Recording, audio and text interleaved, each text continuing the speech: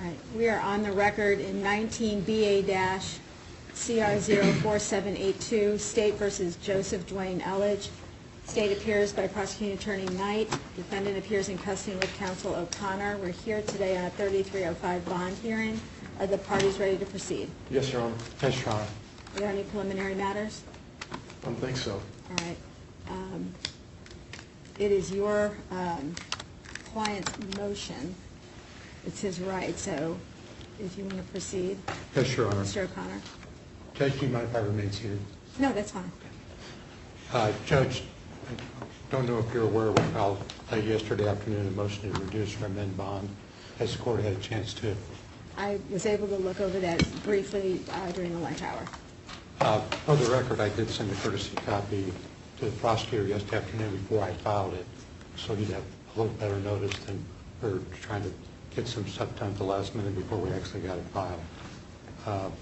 Since we're on the record, I would like to read into the record that motion, just because the court makes any certain decision here, which could be appealed. I'd want the record to be complete on what is contained in our motion. It's a 6-page motion. Why don't we just go ahead, and I don't have any problem at all with him attaching it to whatever documents need to be there. But it's going to take forever to read this thing into the record. He can make his arguments later on. Again, this may be appellate reviewed. I want the record to be complete. What you could do, and I'm not going to tell you how to present your evidence, Mr. O'Connor, if you wanted to mark it as an exhibit, it could be an exhibit for this hearing that would become part of the record. I'm fine with doing that. Yeah. Okay, so why don't we mark that as Defendant's Exhibit A?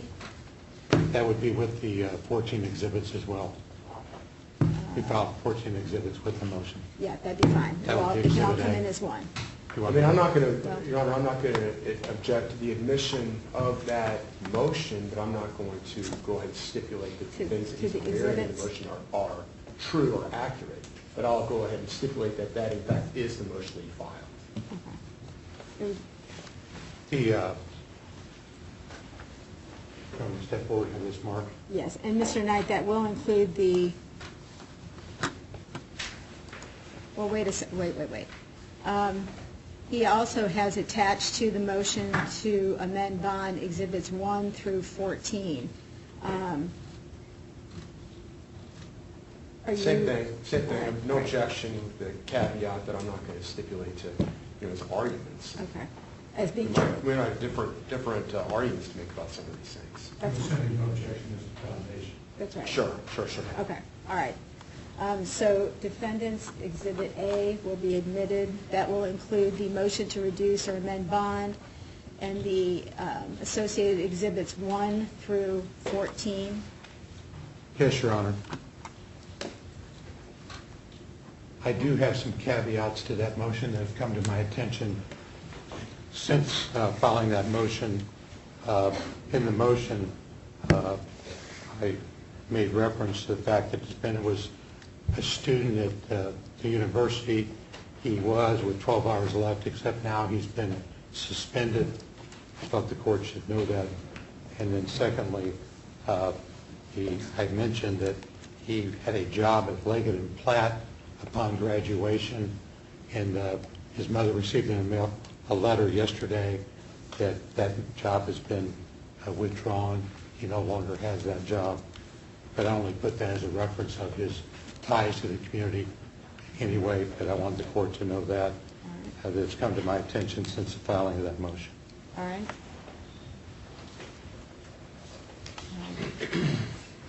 Anything further, Mr. O'Connor, with regard to evidence or argument? Again, since there's been a stipulation of foundation, I do have my client's mother here. I guess there's one other addition to what's been filed yesterday in the court, in this courthouse and family court, of my client's mother and the parents of his wife were in court trying to gain custody and emergency status, and my understanding that court has ruled that both parents will have equal custody, but that court also ruled that the defendant is to have no contact with the minor child, no matter whose custody that child is in at a given time.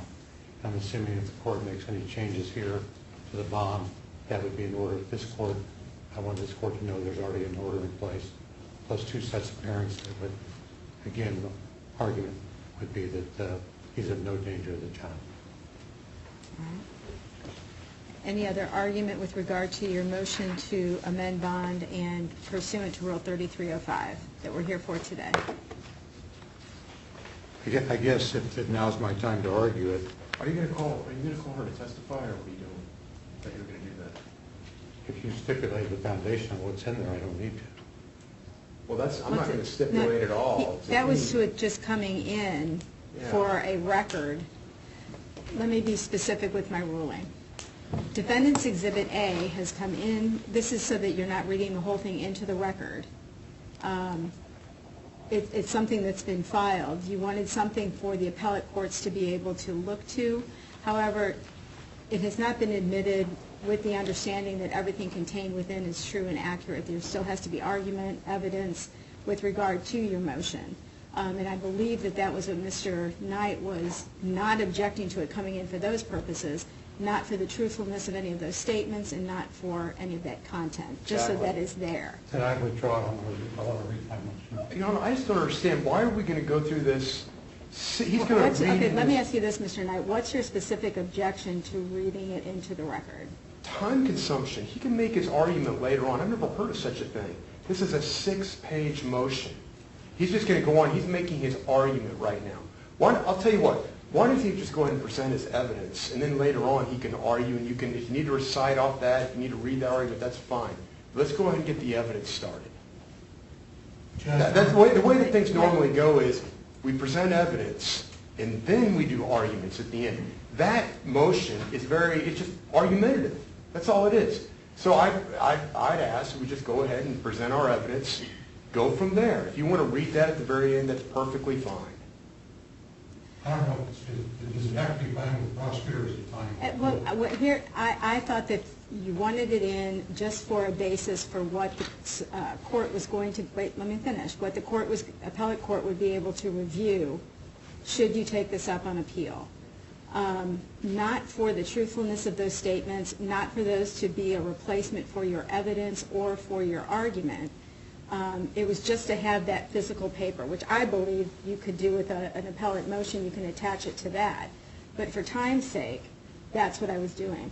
If it is for the purpose of eliminating any argument that everything contained within is true and accurate, then the court is not going to accept Defendant's Exhibit A and go forward with the hearing. I prefer the question of the court. My evidence. Martin Court was asking a $500,000. I understand. Then I'm going to... Defendant's Exhibit A then is not going to be admitted. And we are now ready to present evidence, however you would like to do that, Mr. O'Connor, on your motion and under Rule 3305. Thank you,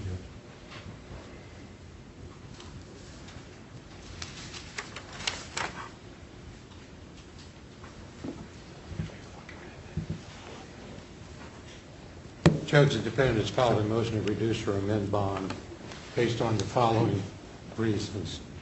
The defendant in this case is 24 years of age, has no prior felony or misdemeanor arrest or convictions. The defendant was born and raised in Oak Grove, Missouri, as a lifelong resident of the state of Missouri. The defendant is currently living in Columbia, Missouri, attended the University of Missouri, and has been attending since 2015 to the present. The defendant is currently enrolled and is 12 credit hours away from completing his bachelor's degree in mechanical engineering with a 3.6 grade point average. Your Honor, I object to that right there, the 3.6 grade. Where's the evidence of that? What? It goes to the weight of the evidence, Ted. You can consider it or not consider it. There's zero evidence of it. I'm going to let you go ahead and read your motion in, but that is not going to be evidence for this court. I've read the motion, Mr. O'Connor, so I know what you've put in there. And the court can consider or not consider what you've put in there. I agree. So I don't see that this is any additional evidence. if you're going to be testifying to something, then you personally would have to be under oath. I know what's in this motion. I am not understanding the purpose, evidentiary-wise, of having you read this motion into the record. And if you can give me some authority for that, I'm happy to look at that. I just believe that this is what you have alleged, and you want to either argue it or you want to put on evidence to support it. But reading it, I've read the motion. And so if there's going to be something that goes up on appeal, the record is here. I've acknowledged I've read it. This document can be attached to any appellate motion that you choose to file in the future. I understand that, but the court can consider or reject any evidence or any motion that a party puts before a court.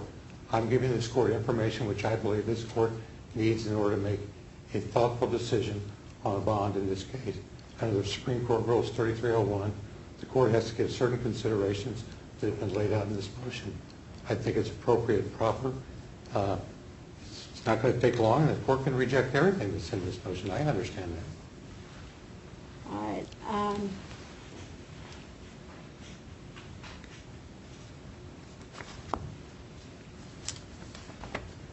Under Rule 3301, 3305, I believe that everything is contained within this motion. I'm going to let you go ahead and read it in.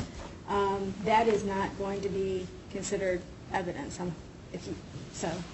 I'm not presenting it as evidence. I'm presenting it as information to this court. Okay. As an officer of this court that I'm presenting, the court can reject it or accept it. All right, go forward, Mr. O'Connor.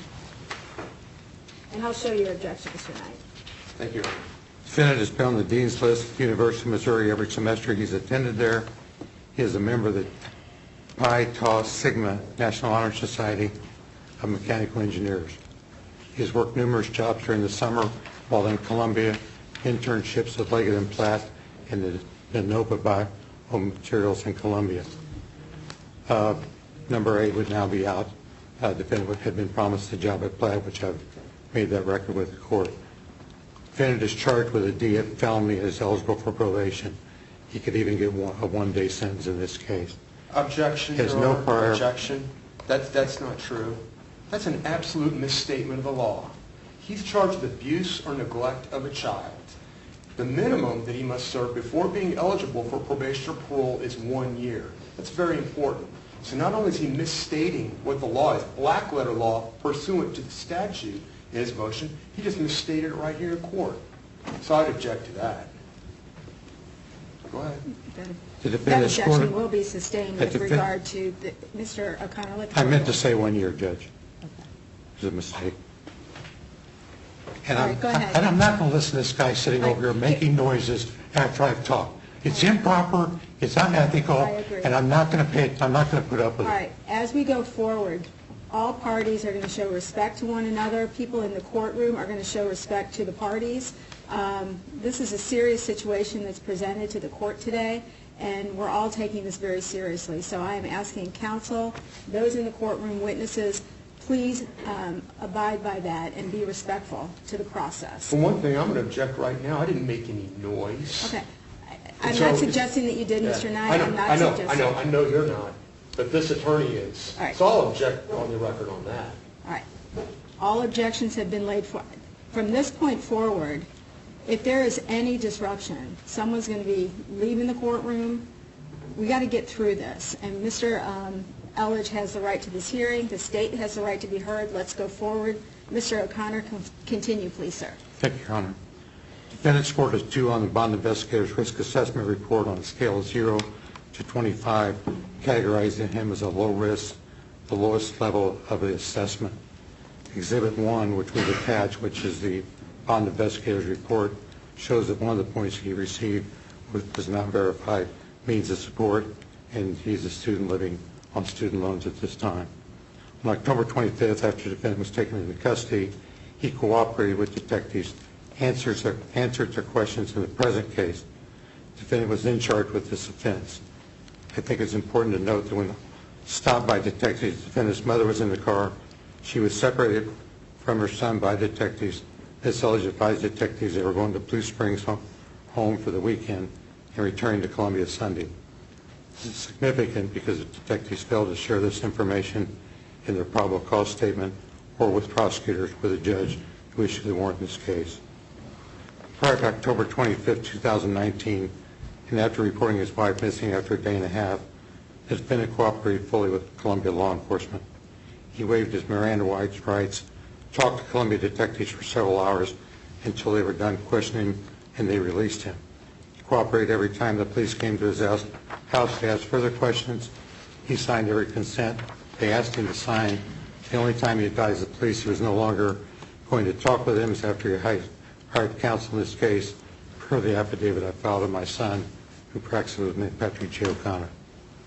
On October 25th, when the defendant was seen packing items at his residence, when the detectives arrested him for questioning in this alleged abuse, the defendant only had the amount of clothing and other necessary essentials for a weekend trip to his mother's home in Blue Springs.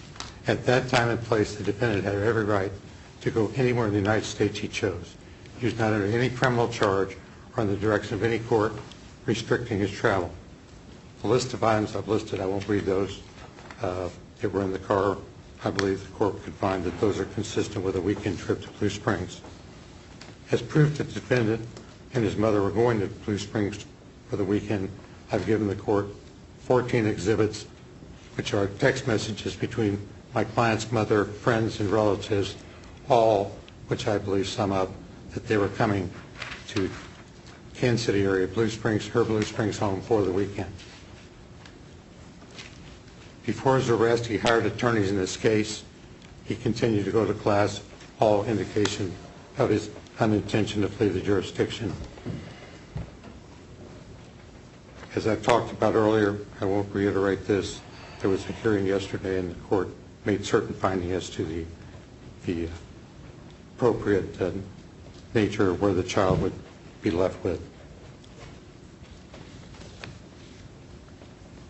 I would also highlight in the court's issues of the warrant in the exhibit we provided that the only box that the court marked will not appear on summons. Nothing to do with whether he was a danger to the community. When arrested by the Columbia Police on October 25th, the defendant did not have a passport on his person. I do have that passport with me today and would present it to the court if needed in terms of the court considering his bond. I won't recite Rule 3301. I'm confident the court's familiar, but I believe that there are conditions or a combination of conditions that are reasonable in this case for the defendant to make bond. The defendant would request the court to consider electronic monitoring, house arrest with electronic monitoring with house arrest and GPS tracking, or any other condition or conditions to ensure safety of the public and the defendant's appearance in court. The bond investigator's report in bold letters states the defendant appeared to be leaving the jurisdiction at the time of his arrest, clearly implying he was running away.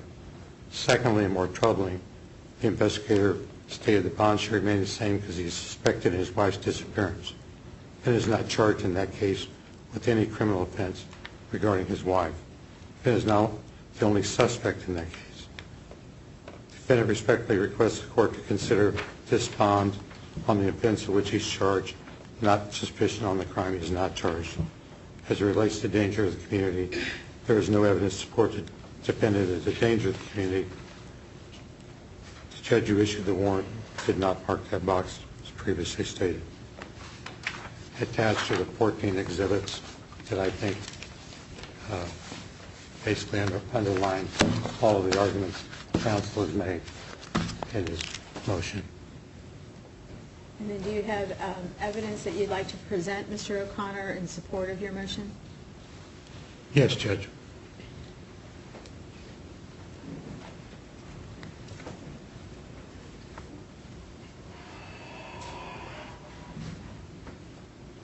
And who's the witness? Jean Elledge and his mother. Ms. Elledge, you want to come forward? Would you please raise your right hand? Do you solemnly swear the testimony you're about to give shall be the truth, the whole truth, and nothing but the truth, so help you God? All right, if you want to go ahead and have a seat right here. And do we have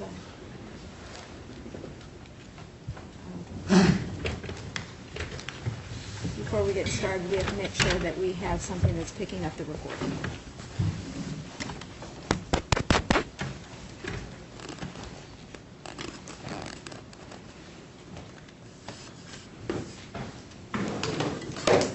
Thank you, Marshall. Okay. Judge, before we get started, I'd like the record to reflect that in a conversation with Mr. Knight last week, I advised him Ms. Elledge was going to testify, that I would make her available by phone for him, or I would get her here early. He stated to me he did not choose to talk with her, that he would talk with her on the witness stand. Okay. All right. You may proceed, Mr. O'Connor. State your name for the record. Jean Elledge. And how are you related to Joseph Elledge? I'm his mother. Did you file a order with the court in this jurisdiction requesting emergency custody of the minor child? Yes, I did. And when was that done? I don't remember the date. Approximately. A few days after he was arrested. Okay. And you hired a local attorney here in Columbia? Yes. Who was that? Garrett Taylor. Okay. And did you subsequently have a court date, or a couple of court dates this week regarding that matter? Yes. And can you tell the court what the decision of the judge was yesterday in terms of who was going to get custody of the minor child? It's co-custody with 4334 visitations, and it started today. And did the judge also make certain rulings as it related to whether or not the child, no matter whose custody the child was in, whether Joseph Elledge could have contact with that child? They ruled no contact.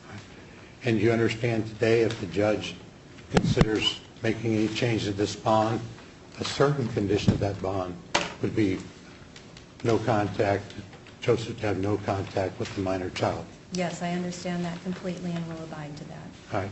And do you understand that means no direct or indirect?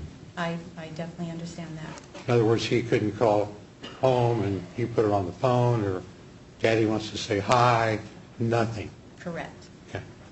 And you will abide by that? I will definitely abide by that.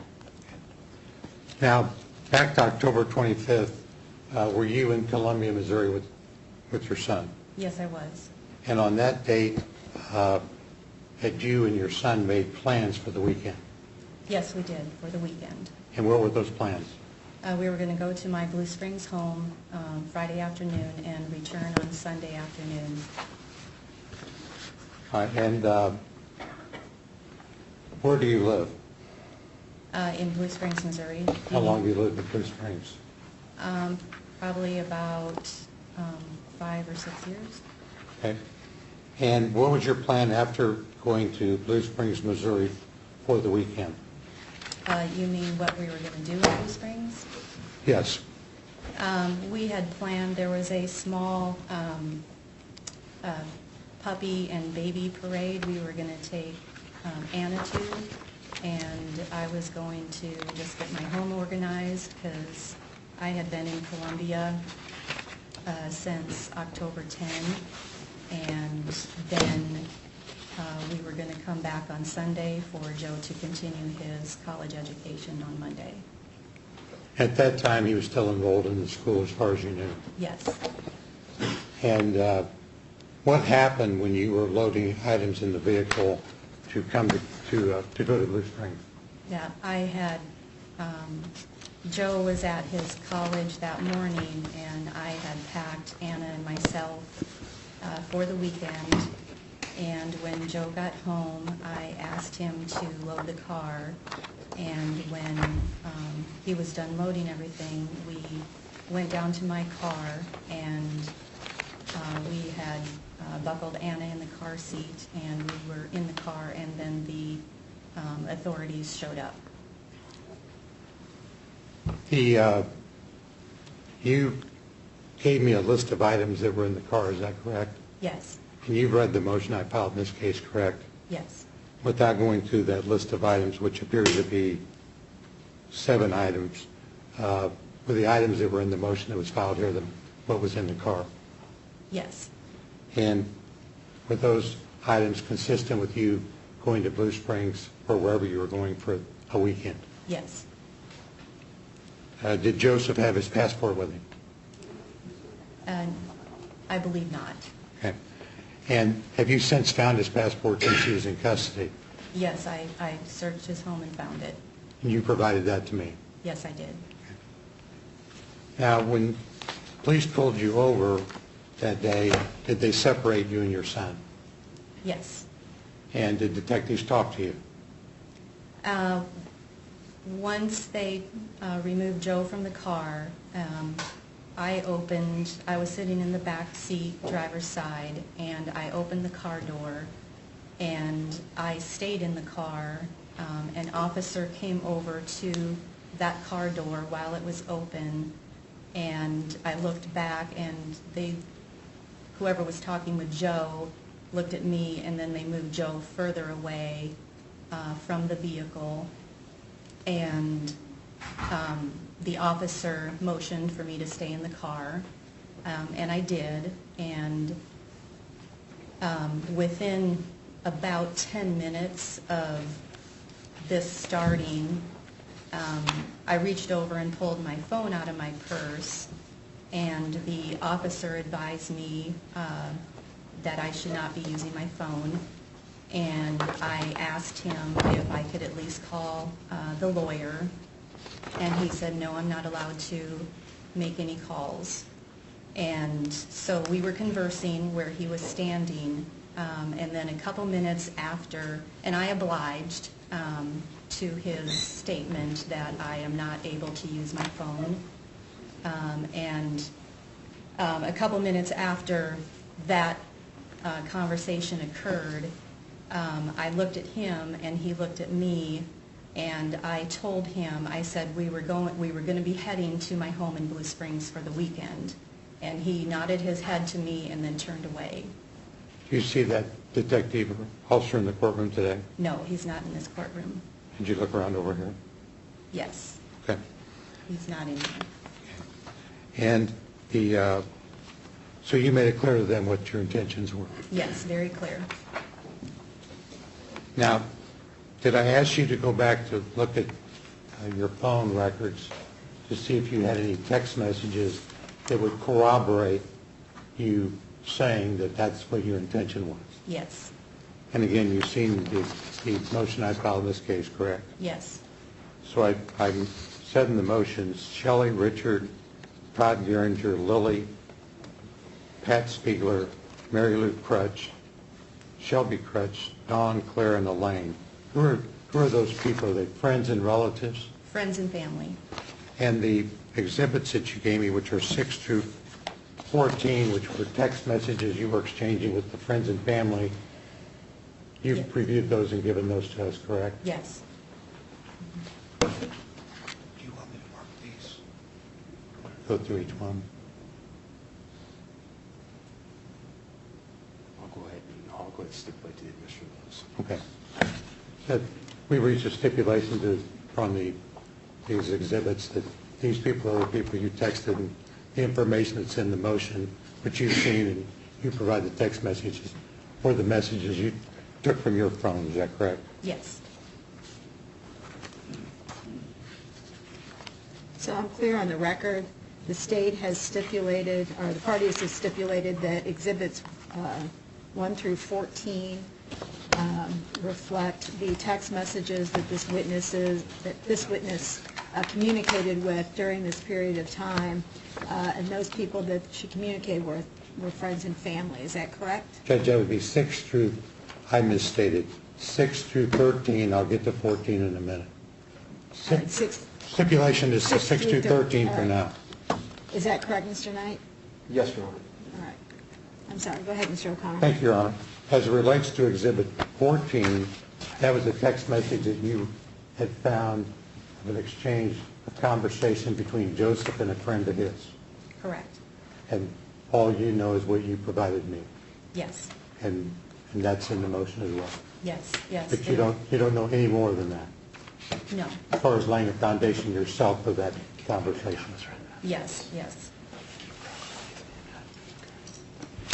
Have you, that's all I have. Cross-examination? So, how many children do you have? 2 boys. Okay, and so you've got Joe, the defendant here, Yes. and then his brother is how old? Richard is 27, Okay, where does he live? in Overland Park. Okay, in Kansas there? Yes, Okay, so you're very familiar with the defendant's character, right, because you're close with him, is that correct? yes. And before and after Mengqi went missing, you and your son, the defendant, would speak frequently, wouldn't you? Would you talk? Not very frequently, but Okay, we how often spoke. would you speak to him? Let's just talk about maybe the last year. Well, we saw each other quite a bit when I visited them in their home together with their baby. Yeah. Judge, Yes. can I enter an objection? If there's some evidence that I've not, I've had no reports, I have no discovery whatsoever. I have a probable cause statement, a motion for bond, and a complaint. I don't have any other information I've been provided with none. He's not entitled to discovery at this stage, Your Honor. He's got another few days to go before he can get Well, that. and Well, if he's going to question her from documents, I should have a copy of them at least, in fairness. Well, let's get to that when there's been that, he's asked the question of how often that they communicated during the last year is where I am, so let's see Okay. where we are. Yeah, not I assume he's going to documents at confront her all. with something. That's, What? okay, thank you. I've got a lot of questions, no doubt. Okay, so over the last year, you'd speak frequently with the defendant, is that correct? Yeah, normally in person. We had few phone calls throughout the year, texting every once in a while, but I don't recollect how often. It was more in person than over phone or text. What about email? Did you email him much over the No. last year, the defendant? No. What about, did you use Facebook Messenger at all when you were talking to him? No, What about WeChat?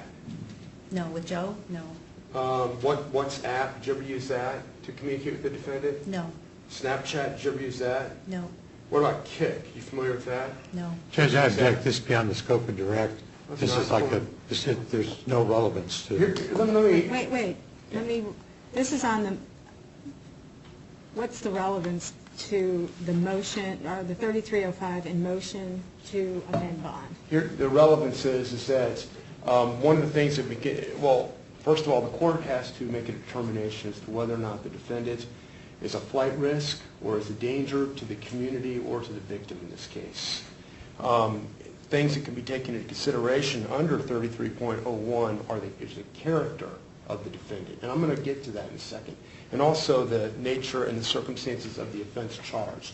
So I'm allowed to get into all this information here, and I'm especially relying on the character provision, talking about the defendant's character. I'm going to establish that this defendant has some serious problems with anger and things like that, but I'm going to ask her questions about that, and we'll see if she admits to that or not.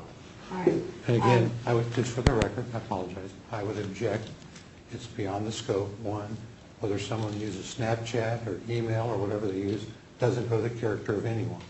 And so it's a ruse in order to conduct discovery in a blind way, which I have no way to defend.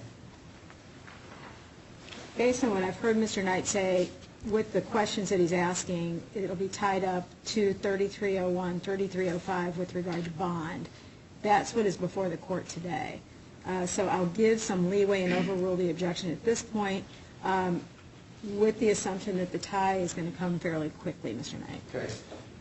This is not beyond the scope of his direct examination, but you hired this defense attorney, John O'Connor, and Patrick O'Connor, his son, to represent your son. Is that correct? Joe hired him. Okay. Okay. Did you provide the money for Joe, the defendant? Irrelevant, Judge. No, this is something that he's already asked a lot of questions about representation. He actually put it into an affidavit that was included in his motion. It's from irrelevant. his son. It's irrelevant who hired us. And I'm going to sustain that. Let's Okay. move on. This defense attorney right here, he's not representing you, correct? No, he's not. Okay. You recognize who this is right here? Yes, I do. State's Exhibit 5. Who is that? That's Mengqi Ji. Okay, Your Honor, I'd offer State's Exhibit 5, and if I could have that back, it'd be great. No objection. All right. State's Exhibit 5 will be admitted without objection. Their daughter, her name hasn't come up on this hearing yet, but her name is Anna, correct? Correct. And right now she's about 1 year old, right? Yes. And Mengqi, she was a great mother. Isn't that correct? Yes. Objection, relevance.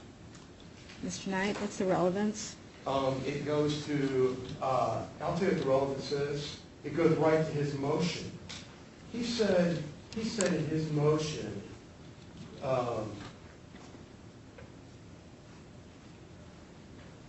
that the defendant is not the only suspect in this case. The defendant's wife had been exchanging sexually explicit texts with another individual. So it's directly relevant to this hearing. Because the court, when you're deciding what bond to fix, you are to take into consideration the strengths of the case, of the evidence in the case. So they put that in the motion that somehow because she had potentially been involved in sexually explicit texts, which I haven't heard any evidence of at all, and I certainly would stipulate on that somehow she is a suspect in the abuse of little Anna. Okay. All right. Same So- objection. All right, I'll overrule the objection. So Mengqi here, State's Exhibit 5, she's a great mother, correct? I believe so. They were both great parents. Okay. And you don't have any evidence of Mengqi ever abusing Anna in any way, do you? I didn't have any evidence of either one of them abusing I Anna. didn't ask you that. You don't have any evidence at all of Mengqi abusing Anna in any way. Is that correct or not? Yes. As a matter of fact, she was breastfeeding Mengqi, Anna, before she disappeared October 9th of this year. Isn't that correct? I have no idea if she was still breastfeeding or not. Well, she had breastfed her. Isn't that She right? had breastfed her. Okay. Yes. And she stayed home with Anna while your son was pursuing this master's degree in mechanical engineering, right? Yes. You know that she would communicate with her mother in China every single day versus WeChat. You know that, don't you? Again, Judge, No, I I'm don't know objecting to this that. line of questioning. We're here about a D felony, not anything to do with the alleged missing or disappearance of his wife. We're here about a D felony. This has no relevance. The character, okay, I'll I'm draw going to the line. sustain the objection, not necessarily in those. Let's move to the next one, Mr. Knight, please. Okay, sure. This gets to the character. I'll just go ahead and lay that, tell you that right now, Your Honor. But the defendants and Mengqi, they were married a couple of years ago, September of 2017. Isn't that correct? Yes. And isn't it true that throughout that relationship, your son was very verbally abusive to Mengqi? I'm not aware of that. Well, isn't it true that you were involved in counseling between the two? Yes. I saw both of them wanting certain things in the marriage. The and- question is... Judge, I'm objecting. No. That's No, not- I'm wait, objecting. wait. Let the witness Let- finish. The question was, were you participating in counseling? I think she can answer that question. Go ahead. I recommended counseling for them, and they chose to do counseling. Isn't it true that he belittled her? Not that I'm aware of. Isn't it true that he'd say things to her like, you need to go back, you're lucky to be in the United States, you need to go back to China? I'm not Objection, aware of relevance. The defendant's character. I'm going to have to overrule the objection. Isn't it true that he was extremely controlling of Mengqi? No. Okay. He would tell you about these arguments and disagreements he would have with her, though, wouldn't he? They both talked to me openly together about their disagreements. They both had marital guidance that was needed. And you were the one who was in the middle of that, right? Not a professional marriage counselor. I mean, are you a professional marriage counselor? No, I'm not. Okay. So, No, I stayed unbiased and recommended things to them, and they chose to work on it. It was both sides, not one or the other.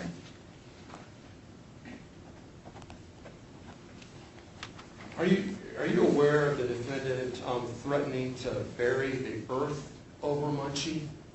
No, You aware of that? no. Are you aware that the defendant had told Mengqi that he was ready to be done talking to her forever? I heard both of them say that to No, each other. my question was this. Are you aware of the defendant saying that he was ready to be done talking to Mengqi forever? That's my question. Not anything that she said, but what he said. You aware of that? I don't recall him saying that. But he might have, right? I don't know. Okay. Are you aware of the defendant telling Mengqi that she was lucky to be in the United States and that he had threatened to have her deported? Are you aware of that? No. Are you aware that the defendant was saying in the summer leading up to this, last summer, that he was eager to divorce Mengqi? No, I wasn't. Okay. You're not aware of that at all? The defendant telling you that he wanted to divorce Mengqi? I do know both of them cried divorce every time they fought. Okay. That's what I heard. In the midst of an argument, they both cried divorce.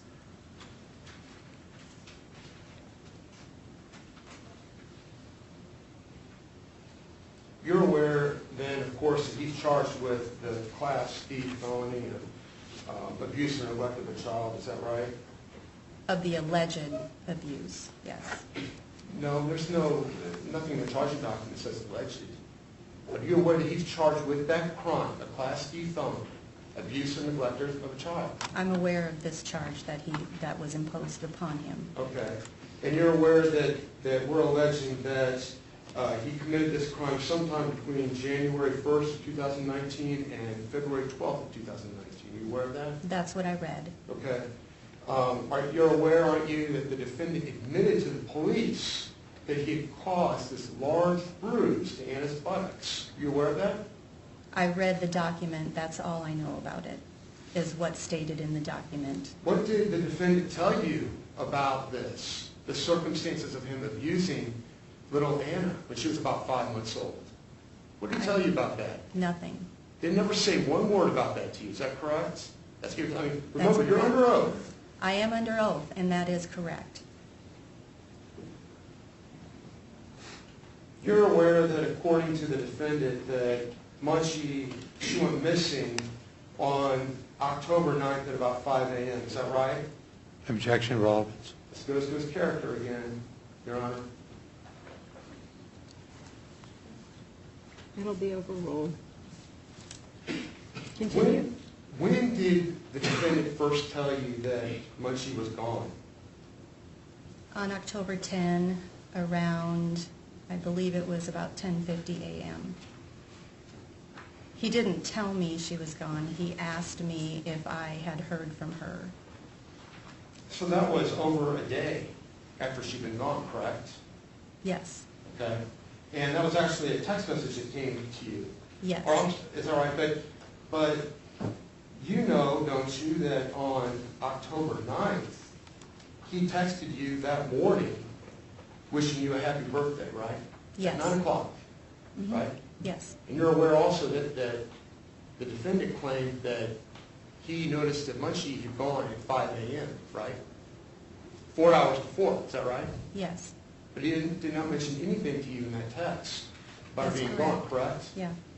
And he didn't get any phone conversation that day, that entire day, that she was gone, right, with the defendant. Objection, relevance. Goes to the character. And no way to defend, have no discovery. She has personal information about this.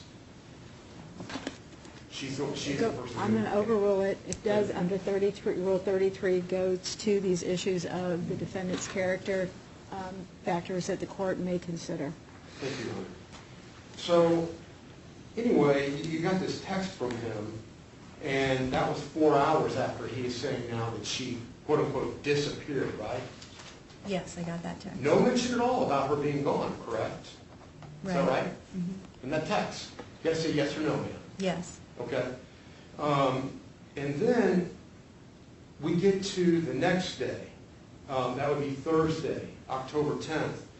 That's when you got this text that you testified about a little bit. You kind of referenced it at about 10:51 a.m. Isn't it true that he texted you and asked if you had heard from Mengqi, right? Yes. Said that she'd been gone, it says yesterday morning, is that right?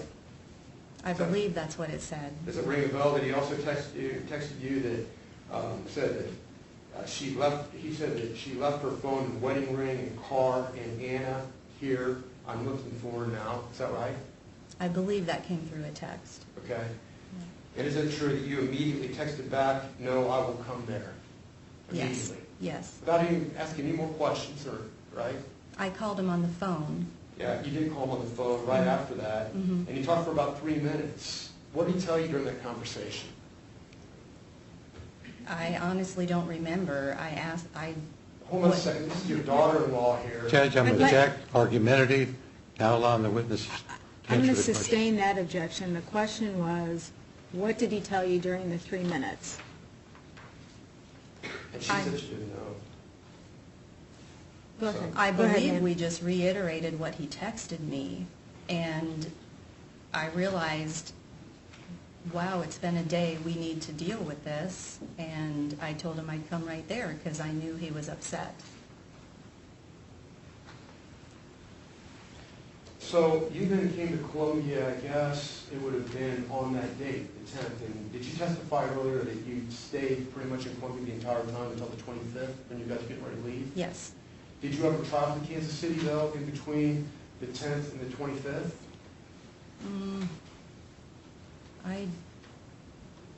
I'd have to go back and look. I don't. Okay, let me see if I can refresh your memory on this and just see if this rings a bell. Because I'm looking at what the defense has filed in this case. And this affidavit from the defense attorney's son indicates that they had met with you the week pretty much of her quote-unquote disappearance. So did you by any chance take the defendant, you guys go to Kansas City the day on the 11th of October to meet with the defense attorneys? Is that possible? Joe wasn't, no. I honestly don't recall. That was such a flurry of activity. Okay. Oh, You no, came from- we you came didn't from- hire defense attorneys until later. No, I'm not talking about hiring them, I'm talking about meeting with them. I don't recall meeting with any of them at that time. You came to Columbia on October 10th, you were here on the 25th, and you testified about that. But during that time period, from the 10th to the 25th, were you in Columbia the entire time? I believe I was. You don't think that you went back to Kansas City to meet with these defense attorneys? Or went back to Kansas City area for any reason? I know I went back and spoke to the defense attorneys, I think maybe 2 or 3 days before Joe hired them. Okay. So that was around, I believe, the 21st or 22nd. When you get ready to go back to Kansas City, you testified about this on the 25th, you talked about the police, pretty great detail, the police having contact with you and talking to you while you're sitting in the backseat of your car there and all that stuff. Yes. When you were going back to Kansas City, you were going there because you were going to go to some puppy and baby parade, is that right? Yes. You weren't going to do anything to try to find Mengqi, right, back in Kansas City? Well, no, we talked about putting up flyers around. In Kansas City? Yes. You think probably flyers would have been a little bit more effective to post around Columbia, or maybe for you to be searching for her around here? Objection, relevance. I'm going to sustain that objection. You want her to be found, don't you? Most definitely. Yeah. I mean, you want her to be found whether or not she's dead or alive, don't you? I want her to be found, yes. Well, you understand that if she's not found, that Anna's going to wonder what happened to her mom for her whole life. right? Objection. I'm going to sustain relevance. the objection. Where is she? Objection, relevance. Sustain the objection.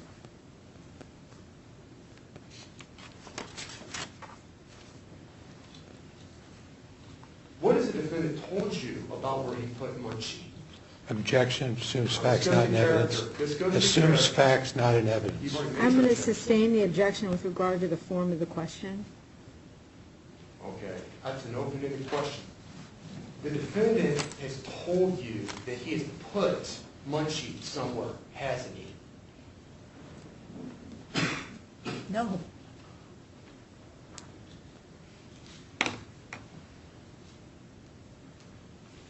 These defense attorneys, they've prepped you for today, haven't they, for your testimony? Actually, no, not really. No. What have you told the defense attorneys about this case?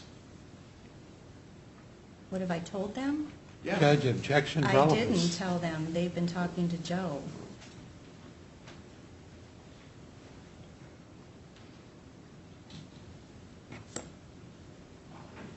When you remember this person right here sitting in the middle with a white shirt, no coat on?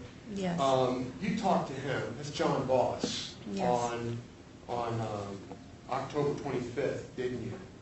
Yes, I recall talking to him. And he asked you what the defendant said he was doing on the time of this murder. And you told him, didn't you, that you would rather consult with the defendant's attorney rather than talking to him about Objection, relevance. I'm going to, what's the relevance, Mr. Knight? it? Goes to her credibility. Her bias is so huge. Okay, I'm going to sustain the objection.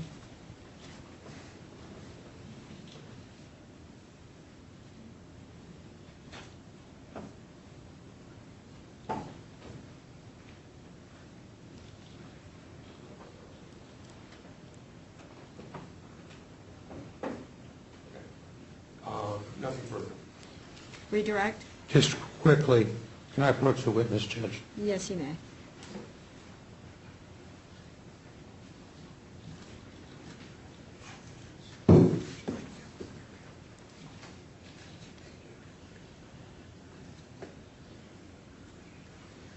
Yes.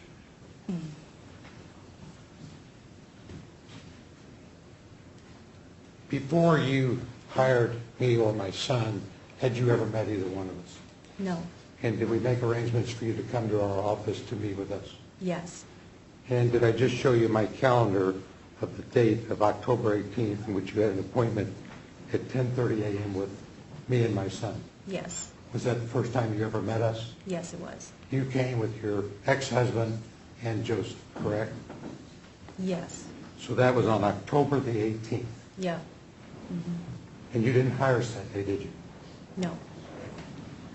You hired us later around, I think, Sunday or Monday the 21st. You called and said you were hiring us. Joe was hiring you. Joe was hiring. Yeah. That's all I have. Recross? No more questions, Your Honor. All right. May this witness be finally excused? Yes. All right. Ma'am, you may step down. You are finally excused. Further evidence for defendant? No, Judge. Okay. Evidence for the state. Alan Mitchell. Raise your right hand. Do you solemnly swear the testimony you're about to give shall be the truth, the whole truth, and nothing but the truth, so help you God? Go ahead and have a seat. Just for the record, Judge, we have checked the testimony. I was not advised of any witness going to be testifying today. I don't have the nature of the testimony. I don't have any discovery. I don't have, here's what he's going to testify about. In the same courtesy that I gave to Mr. Knight last week, I called him, told him what she was going to testify to, told him I would make her available. That's the way you do things. You don't just come into court and do these kind of things in the state of Missouri or any other court. You talk to lawyers, you tell them what you're doing. This isn't trial by ambush. And I would just note, Mr. O'Connor, that this is your client's bond hearing under Rule 3305.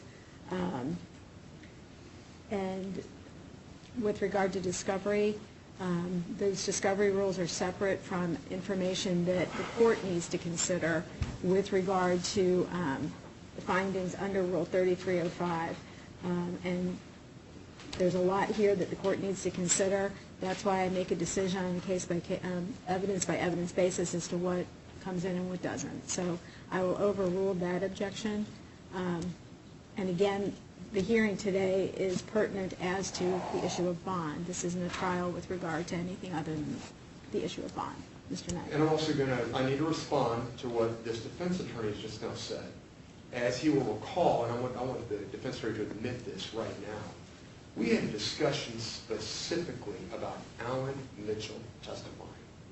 He wanted me to get somebody to come into court and testify that the defendant's mother and the defendant had said to police on the 25th that they were going to Kansas City or Blue Springs for the weekend. Isn't that true? If that's the testimony he's going to give, that is true. No. That's all I was told. No, hold on a second.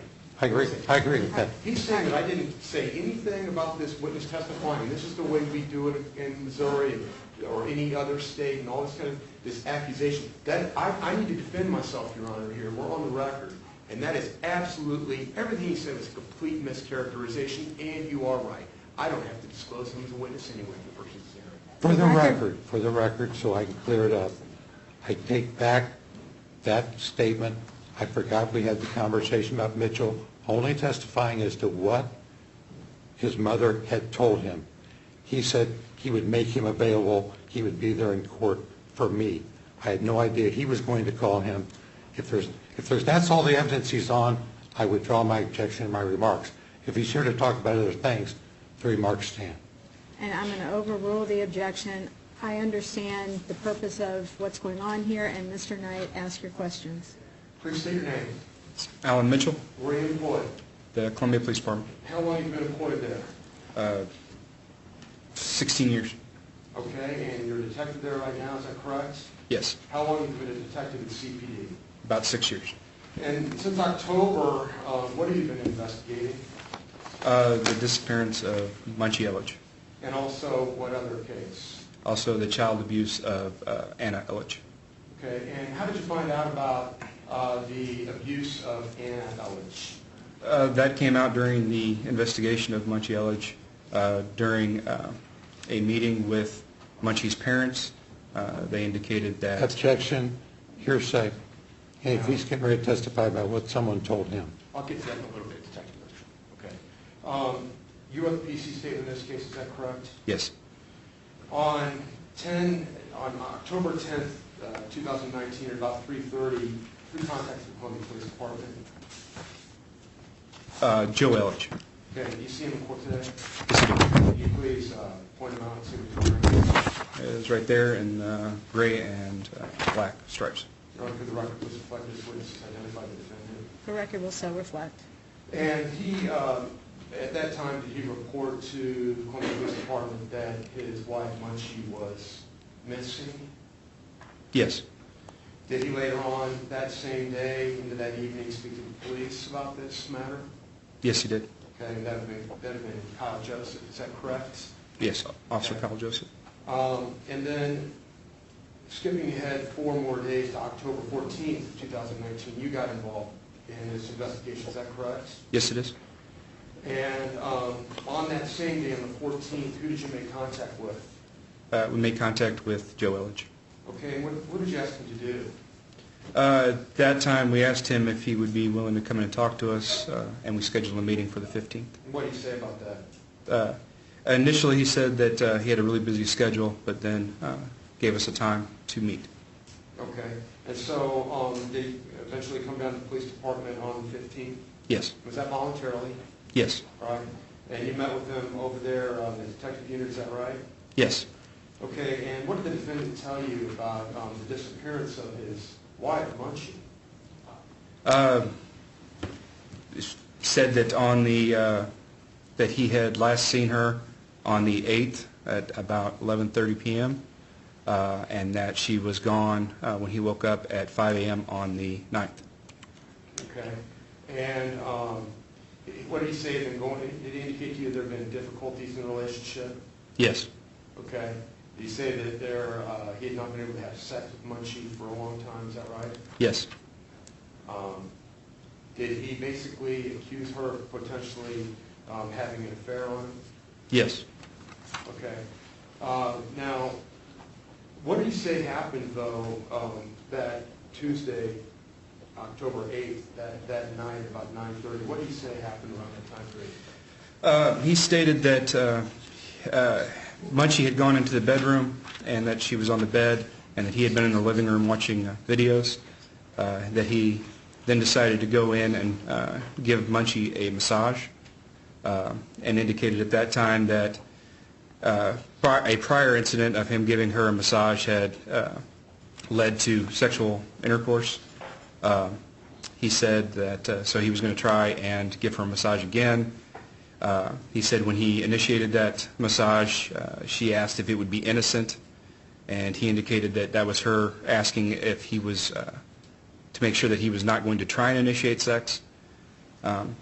He said that he then gave her the massage for some time, stated it was a long massage, and that he stopped it somewhere around 9:30 p.m., and that Mengqi then went to sleep, rolled over, and faced away from him, and that he then went to the living room. And did what? Continued to watch more YouTube videos. Okay, about 11:30 p.m. that same night, what did he say he did? 11:30 p.m. that night, he says he went into bed and laid down next to Mengqi and went to sleep. What did he say happened at about 5 a.m. that morning on October 9th? 5 a.m. he stated that he got up out of bed because Anna Elledge was crying. He went to check on her, and Mengqi was not in bed. He said that after he went to Anna and got her back to sleep, he then looked around the apartment and did not see her, but that he did notice that the car keys, which he stated were the only car keys for her vehicle, were in the apartment, as well as her cell phone and wedding ring. Okay. Did he say he checked outside the apartment for Mengqi? No, he did not. And after he checked inside the apartment for her, what did he say he did? He said he was tired and he went back to bed. Okay. And what did he say happened at about 8 a.m.? Judge, I'd object to this line. I understand the relevance. Mr. Knight, the relevance, Again, please. this goes, Your Honor, I'm establishing that he's the prime suspect in the murder of Mengqi Elledge, his wife. That right there would go to bond, what the bond should be fixed at in this case. The cases are intertwined. Since he is the primary suspect in that case, that makes him an even greater flight risk in this case, in the child abuse case. This is not going to go on very long. This is one witness is going to testify about this. I'm not going to have any other witnesses. I'm going to ask to play a few recordings from the defendant's telephone, and we're going to move right through it. But I think the court needs to take that into consideration. It also goes to his character. Well, that'll be up to the court, I guess, to decide this. I couldn't disagree more. He's charged with a deep felony offense. He's charged with no other offense. We spent the whole time in this case talking about his missing wife, not about this case. And so the court will make those decisions. But all this conversation about him talking to the police and what he said to them is irrelevant. Under 3305, all of it, but specifically, 3301, all of that specifically, it goes into what the court has to determine, focusing on subsection E, information pertaining to anything that would lead to this court having information with regard to flight risk or danger to the community is something that the court can hear. So that will be overruled. Thank you, Your Honor. So at 8 a.m., what did the defendant say happened? Stated that at 8 a.m. he was awoken again by Anna crying, at which time he got up and got her out of bed, and that Mengqi was still not there, that he then proceeded to feed Anna, and again looked around the apartment and did not find Mengqi. And he said that he made some food for Anna, but that up to this point, Mengqi had been breastfeeding. Is that correct? He stated that that Mengqi had been breastfeeding, but that he had mixed some milk in with her food the same way he had seen Mengqi do it before, but that he had not done that before. Okay. What, if anything, did the defendant say he did to try to find Mengqi who was still gone at that time? At that time, other than looking around the apartment, nothing. Did he say anything about trying to contact other people or anything like that? No. Contact her parents or anything like that? No. What did he say with respect to her pajamas that he discovered at that point in time? He said that the pink pajamas that he remembered her wearing in bed were still there. And he also told you that she had a car, is that right? Yes. Where did he say that was? The vehicle was there. Okay, so we get then to 10:30 a.m., the same morning of October 9th, 10:30 a.m. What did the defendant say he did with his 1-year-old daughter, Anna? At 10:30, he said that he took Anna and got in Mengqi's car and left the residence and took a trip down to Jeff City. And he said that was for what purpose? To relax. So that he could relax? Yes. Okay. What did he say, what did he indicate to you as his degree of familiarity with Jeff City? He was not familiar with it. Okay. So what did he say happened? He said he drove down 63 to Jeff City, that he then turned around once he was in Jeff City and attempted to come back, ended up taking the wrong road and continued on 54 north up to I-70, and then proceeded on I-70 back to his residence. What did he say happened at about 6:30 that same night? He then, that night he stated that he had done some research on Google Maps and located what he thought was a large forest in what he described as the Columbia, Kingdom City, Jeff City triangle. He said he had looked at the map and there was a large green area there that he thought might have some walking trails, and that he was going to take Anna for a walk. And he wanted to relax also, is that right? Yes. Okay. So what route did he say he took? On that trip, he told us that he went south on 63 and got off at the Ashland exit, proceeded from Ashland over to Guthrie, and then back to Ashland, and then back to Guthrie. He said that on the way back to Guthrie, his gas light came on, and he then started looking for a gas station, which Guthrie does not have.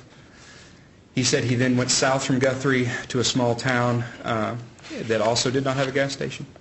He said he then went north from there up to Fulton, believing it would have a gas station, and stopped at one just prior to Fulton. And then what did he say he did? At that point, he advised that he had a friend that had lived in Fulton, or did live in Fulton, and that he had never been there before, so he decided to take a drive through Fulton. Okay. And then what did he say he did? Then he said he ended up, after some time, getting back onto 54 and headed back up to I-70 and proceeded westbound on I-70.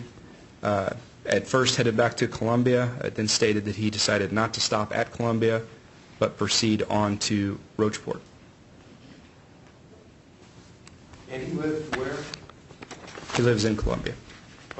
Near the connector, is that right? Right off of I-70? Right off, it's 2607 Eastwood Drive. It's right off of the 63 connector. So during this long drive, he went through Columbia, he said he went to Rocheport, correct? Correct.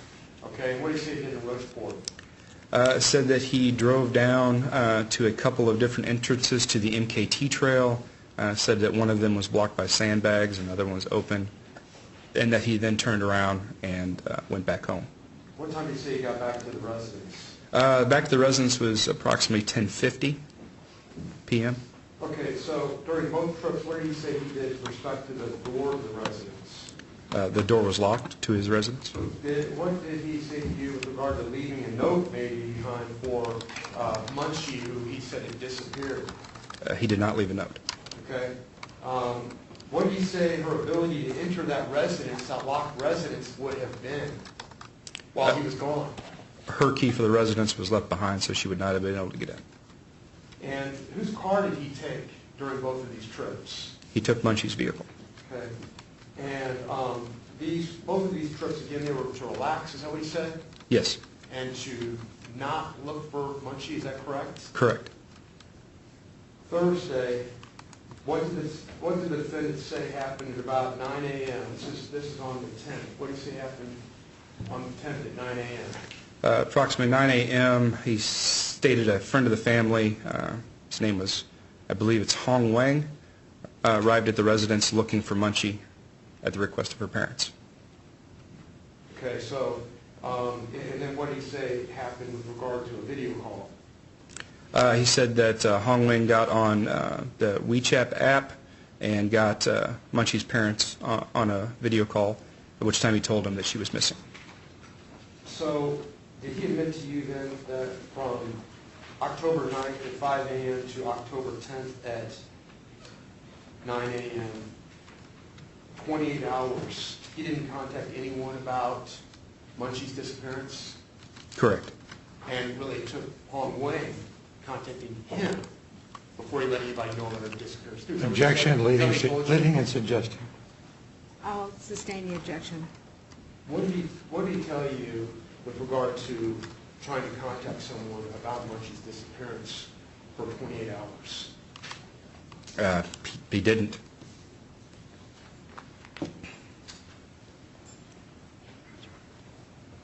And I think you testified about this earlier, but what time did he contact the Columbia Police Department on the 10th? I believe it was approximately, his original phone call was approximately 45 hours, somewhere around in there. So that'd be about 34 and a half hours after her disappearance, is that correct? Correct. According to him. Did you ask him where he thought Mengqi was and you were talking to him? Yes. On the 15th? What did he say about that? He said that he did not want to think about that, that he wanted to focus on Anna and focus on school.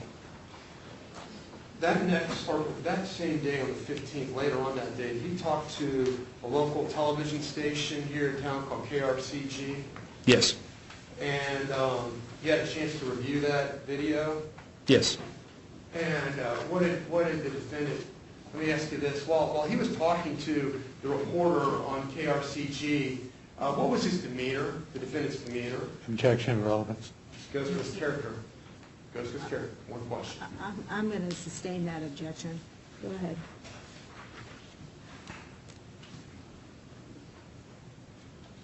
How did he characterize Mengqi as far as what kind of mother she was? Objection, hearsay. Hearsay? I'm going to go ahead and overrule the objection in the 3305. It's informal in these hearings. What kind of mother did he say Mengqi was? She was a good mother. When he was talking to Mengqi, what expression did he have on his face? Same objection. That is irrelevant. What's the relevance? Character. His wife has been missing now for quite a while, and he was smiling when he was talking to the reporter. That's all he was trying to get out of this witness. That goes to his character. As if he's happy that she's gone. You've already said it, so let this witness respond. I don't know the relevance, but... Is that a mischaracterization of what was shown on that video, the KRCG video? No, it's not a mischaracterization. Then we get to the 25th. That was a Friday. October 25th is Friday, is that right? Yes. And that's, you were there, is that right? Yes. And what did you observe going on when you arrived? Our street crimes unit for the Columbia Police Department had secured the scene for us for service of the search warrant. Okay. And you were able to review some body cam videos, is that correct? Audio recording. Okay. What was the defendant and what were the defendant and his mother getting ready to do when police arrived? They were getting ready to leave. Okay. Did you examine the door to the residence? That door to their residence at the scene there? Yes. Was it locked or unlocked? We had it secured, so it was unlocked for us. Okay, but when they left, when they were getting ready to leave, was the door locked or not? That I don't know, because I don't know at what point in the packing that they secured it. I wasn't there for the securing of the residence. Did the defendant, this is after you talked to the police department, did he provide any notice to you that he was leaving town? No. During this search warrant, you found a journal, didn't you? Several journals, yes. One, though, that was written by the defendant, is that correct? Yes. And just generally speaking, What did the defendant write in this journal? The writings that we found in there were the best description I have is a script of what was said to us in the interview with him. With regard to the child abuse case, and this is stepping back about a week, on October 18th, in the course of investigating Mengqi's disappearance, you had contact with a person named, is it Kay Ren? Yes. That's Mengqi's mother, is that correct? Correct. And what did she show you? Showed us a image on her phone of what appeared to be an infant child with a bruise on its buttocks. How would you characterize that bruise that you saw? Considering the size of the child, it was a pretty severe bruise. Okay. And you were able to determine that that photograph had been sent to Kay Ren by who? It was sent to Kay Ren's WeChat from Mengqi's WeChat account. And when was that photo taken? The photo was sent on the WeChat on the 18th of February 2019. And it was taken on February 12th, right? That was learned from the laptop computer where we found the same photograph, Mengqi's laptop computer, where she had backed up photographs from her phone. And yes, it showed the creation date of that photograph as February 12th, 2019. John, Detective Voss sitting over here in your presence, he read the defendant what there on the 25th when you talked to him? He read Miranda rights. Okay. The defendant, did he say he understood those rights? Did he agree to make a statement? He stated that he did understand his rights and that he was willing to speak to us in reference to the allegations of child abuse. What did he tell you about that? He stated that he knew which incident we were speaking of and that he had caused the bruise, that the incident had occurred, he said, approximately 7 months ago when when Anna was approximately 3 to 5 months old, that it had occurred when Mengqi had been gone from the residence and he was watching Anna, and that she was crying, that he was stressed out, and that he could not get her to stop crying. He said that he believed it occurred when he was holding Anna too hard, and that he had been pinching Anna to try and make her stop crying. You've seen a lot of bruises in your career, haven't you? Yes. And just general life experience, right? Yes. Okay. And was this bruise that you saw, I'm sorry, what did you show him? I showed him, I had taken a photograph of Kay Ren's phone of the image, and I showed that image to Joe. And what did he say about that? He said he believed that that was the bruise that we were talking about. Okay. And you characterize that bruise as being severe, is that correct? Yes. And was it consistent, in your opinion, with being just simply pinched? No. I had asked clarification from Joe on what he meant by pinching to make sure that we were understanding the same thing, and he had stated that it was his thumb and forefinger. The bruise on Anna's buttocks was much larger than that and was more consistent with a strike. When looking at the bruise, the outline of a hand can be seen in it. Since October 8th, 2019, is there any evidence at all that Mengqi is alive? No. I'd like to show you what's been marked as State Exhibits 1, 2, 3, and 4. Do you recognize these? Yes. You had an opportunity to review those things? Yes. What are they? These are copies of recordings from Joe Elledge's cell phone. Okay, so with regard to this phone, he came to talk to you on October 15th. Did you provide consent to police officers from the Columbia Police Department to look at his phone? Yes. And did you download the phone? Yes, I did. Are you a certified cell right examiner? Yes. So you know how to download the contents of phones, is that correct? Correct. And contained within that phone dump were certain audio files, is that correct? Correct. Basically recordings of who? Those particular recordings right there were recordings of Joseph Elledge and Mengqi Elledge, and Anna can be heard in the background on many of them. Okay. And just a couple questions about this. These these different conversations we have here, 1 through 4, there are things that the defendant is saying to Mengqi throughout that are threatening. Is that correct? Yes. Ron, I'd offer State's Exhibits 1 through 4. Okay. Objection and proper foundation to, I've never seen him, never listened to him, cannot in any way intelligently cross-examine this officer. Well, tell me now, Mr. Knight, the relevance of the phone messages as they pertain to the 3305 hearing that we're here for today. This would, again, as we go to the defendant's character, also, I'll tell you, one way it's directly relevant is in these calls, the defendant is threatening and arguing with Mengqi, and one of them, for sure, he's doing that in the presence of Anna, where he's raising his voice. But this goes to his character. It goes to the threats that he was making to Mengqi.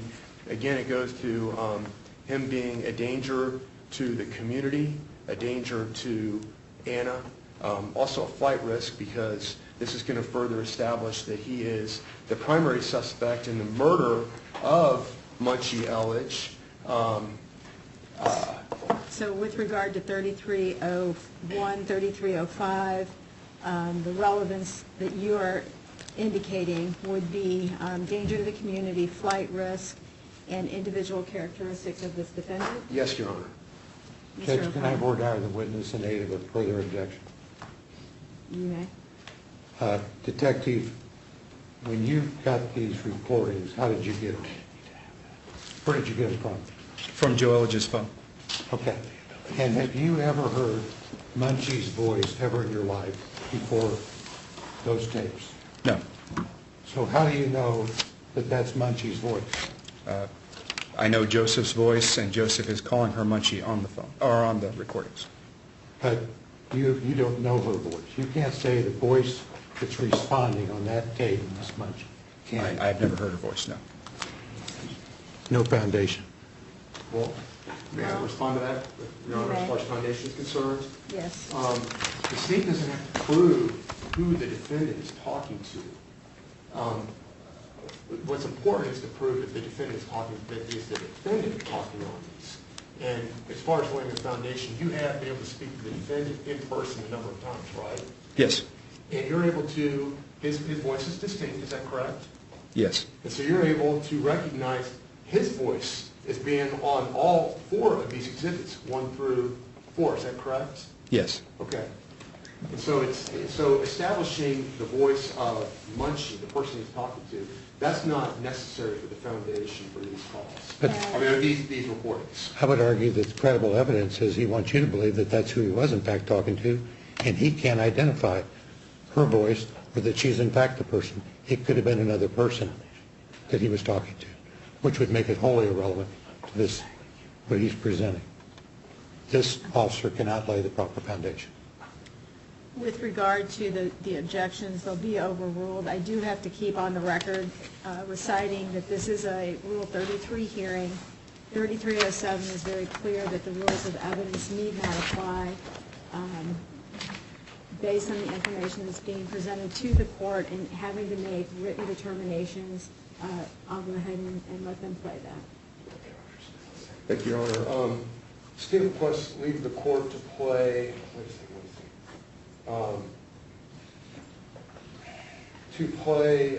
State's Exhibit 1. All right, I will say Exhibits 1, 2, 3, and 4 are admitted. Exhibit 1, you have permission to play. I'll just make a record then from now on what I'm playing, if that's okay. Rather than asking for permission, is that okay, Your Honor? That's fine. And just for further record, I've been provided none of this, have no chance to review it, and I'm seeing it at the same time everyone else is.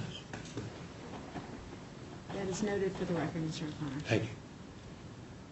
I'll also show a running objection to all of this for the record. Thank you.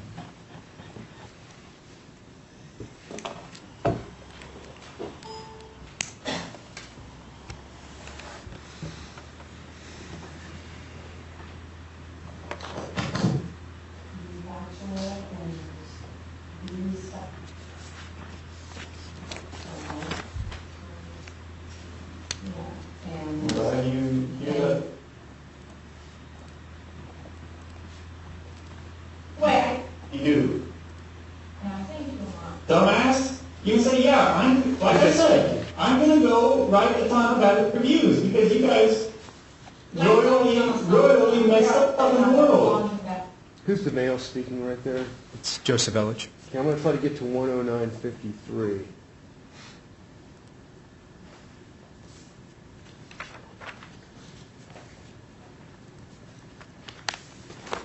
You wanted her to do, but it turned out that really wasn't what you were meaning to do.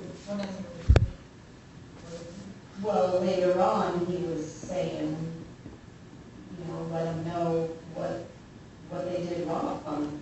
You had an opportunity to speak to Jean Elledge, the defendant's mother, Yes, I have. and you also saw her testify in court, right? Yes. Who was the person speaking right there? The one female voice, the main one there is Jean Elledge.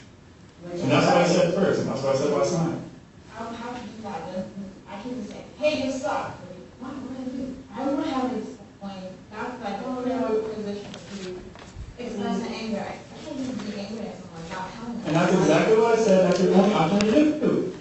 Okay. Exactly. What else are you going to do? I was preparing not to be angry at all. I was preparing to. Then what did you say to me last night after you came out of the bathroom? You came to me, tell me what you said. Do you know what you... Okay, I'm going to get to 103.44. Here we go. So let me say something real quick.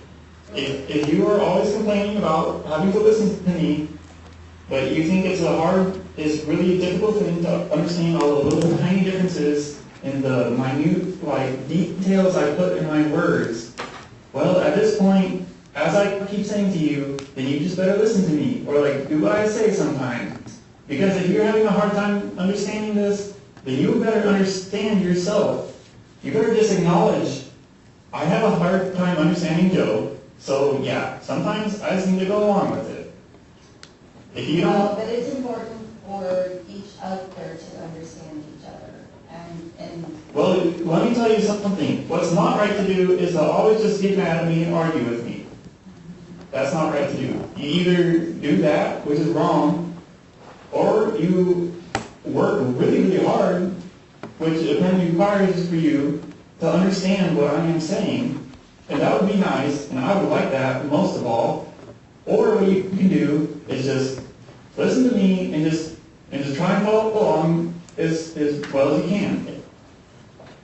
I'd like to skip ahead a couple more excerpts from this one to 116.40.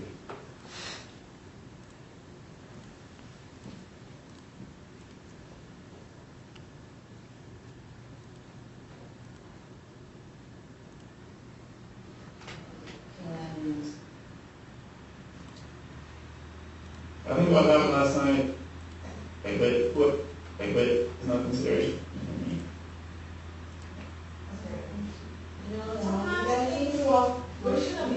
You know, what's the problem is you don't listen to me. I think the thing that happened last night, it was too late at night, and...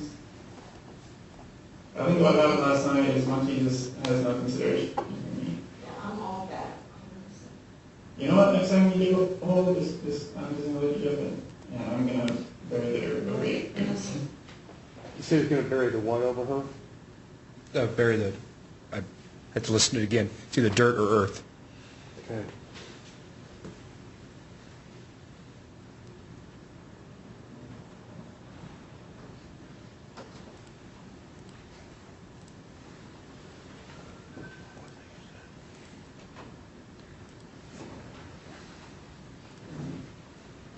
Well, this is things I can write down what Joe really wants and what she. So Joe should write down what she really wants. What really what she wants. That's what I think. It's not I'm writing it right now. You want me to follow you blindly. I think that's why you're always interrupting me. You're never listening to what I'm saying. You will never take any time to consider what I'm saying, because what you're hoping deep down inside is that I just shut the fuck up and do what you say and what you think. And you made it very clear that you don't like hearing what I say. It's not you following me, that's some time ago. So funny. Yeah? I followed lucky you. You called one. That's good. You're very fortunate to be in America.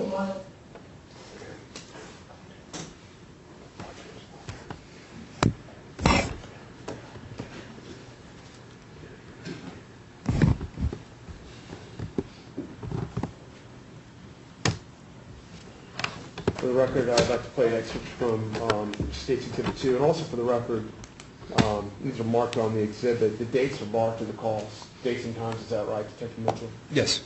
So, for the record, State's Exhibit 2 is the call from May 27th, 2019. That call that we just played was from May 19th, 2019. This is Exhibit 2.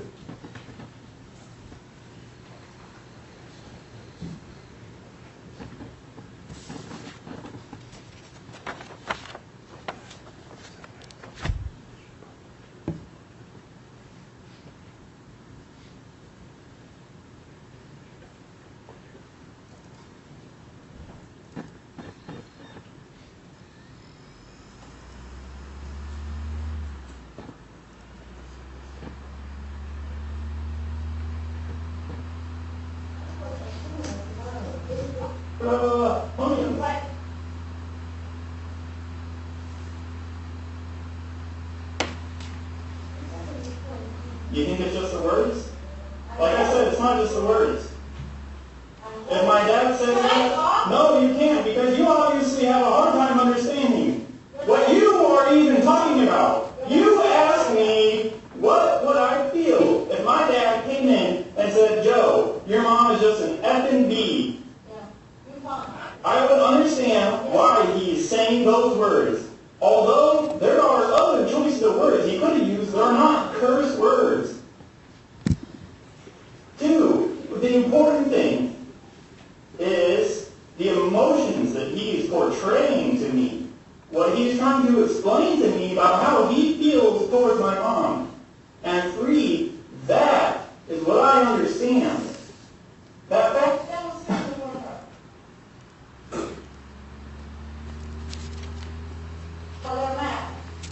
We are adults. We don't for ourselves. Now, we the adults and ourselves. What's important for Hannah to learn is treat others how you want to be treated. So, for example, when Mommy is walking around the house pissed off that Daddy won't talk to him, now Daddy has the right to say, okay, you're mean to me. You're being really mean to me. And I don't like it. This is hurting my feelings. So what the fuck are you doing? What the fuck is wrong with you? Anna, that's the correct way to use that word. Because that lets Mommy know, wow, yeah, something bad is happening. Something bad is going on to Joe.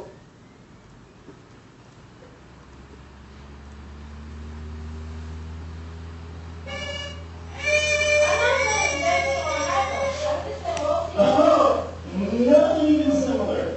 No fucking way. Fuck no. You're going to do that, Hannah? You think that words is okay? Wait, you know what's not okay is you hear those words and you just think nothing of them. I think highly a lot of them. That's why. Great. Then you should understand what I mean when I say fuck. Don't be tired about it. It means I'm portraying my emotions more. What's funny is that when I portray all of my emotions like that, you get like a quarter of them. When I say fuck, and you understand all of that. But whenever I say a big, loud, yell it, and I use my body to show it too, and you get the same feeling from that. That's funny. You need to open your eyes and your ears a little more. Open your mind a little bit. You need to understand, wow, my husband is pissed off. I need to think about what's been going on. I really need to slow down and think about what I did to get my husband to this point where he's so pissed off. You did nothing. You better stop and think about that again.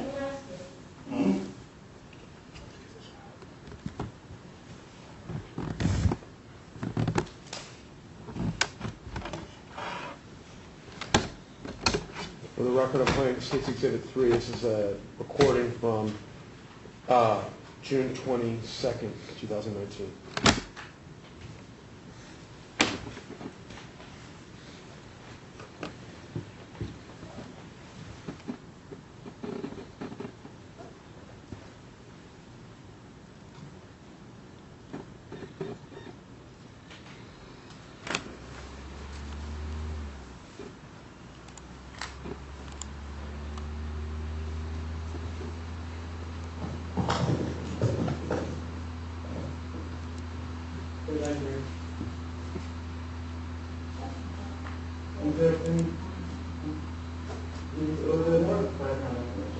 My dad's dad was no pussy, alright? If it wasn't like that around him, I'm sure he doesn't let it happen. No, it's not messed up. It's being the head, the smart, strong head of the family. Being the manager. It's not abusive.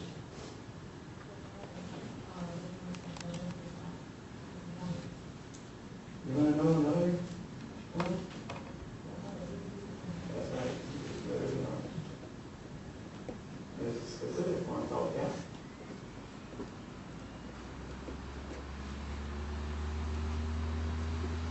Been reading that.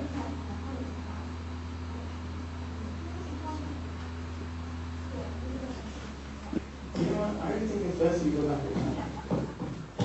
It's obvious. You Chinese not good here. You're not good with the best American.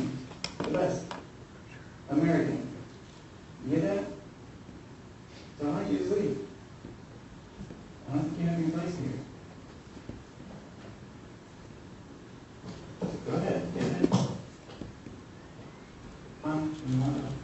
Sorry.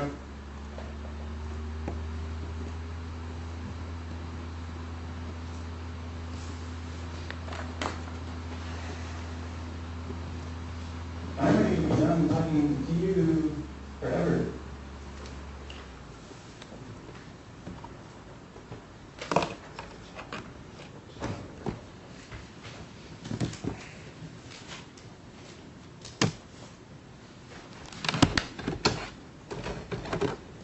For the record, I'm going to get ready to play State's Exhibit 4. This is a recording August 20th, 2019.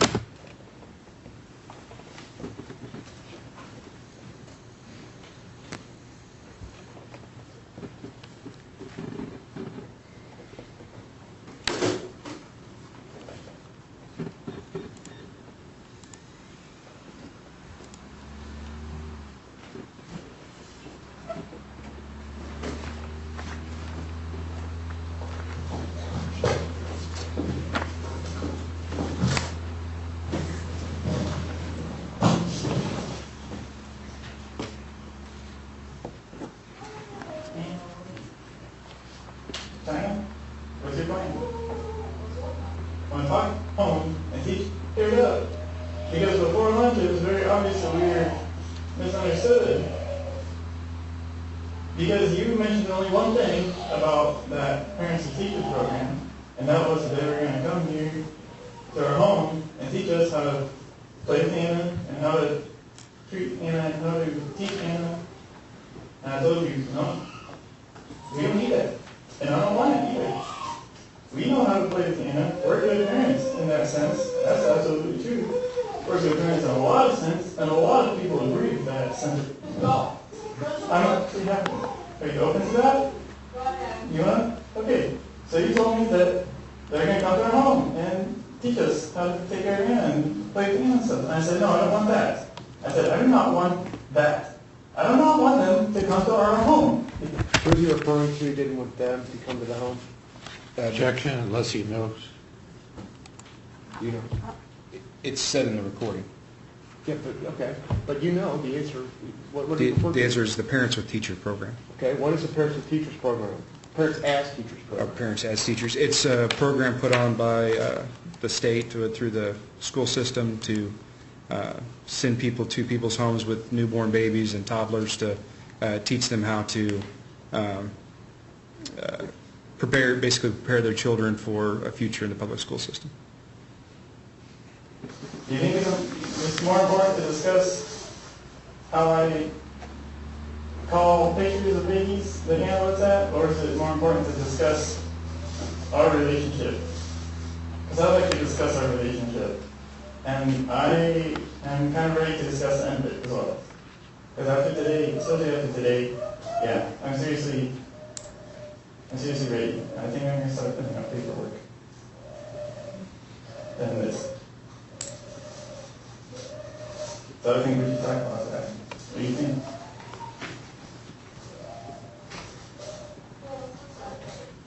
Okay?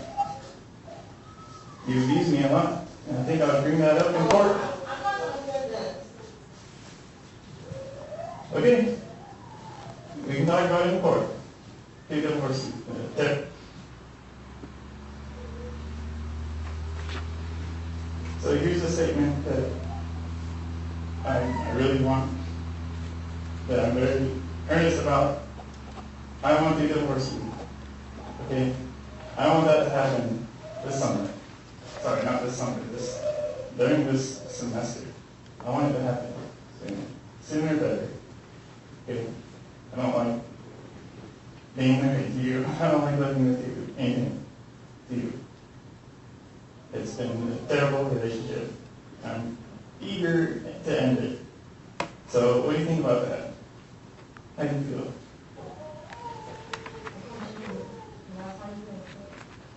You ready? Okay. You can do it? Okay. Are you going to go back to China? What's your plan? Fine. Hey, what was doing that? Everything go wrong. I know you want me to hit you or something. You said it before. I don't know if you're constantly trying to get me to do that.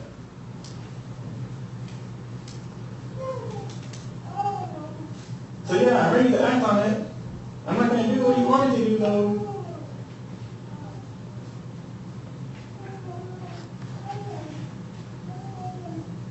So let's talk about our divorce.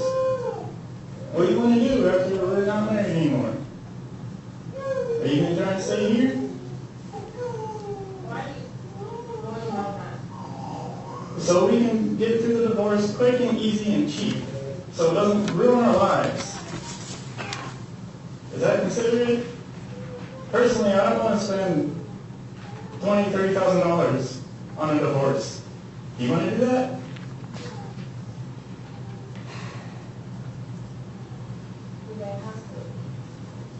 That has to.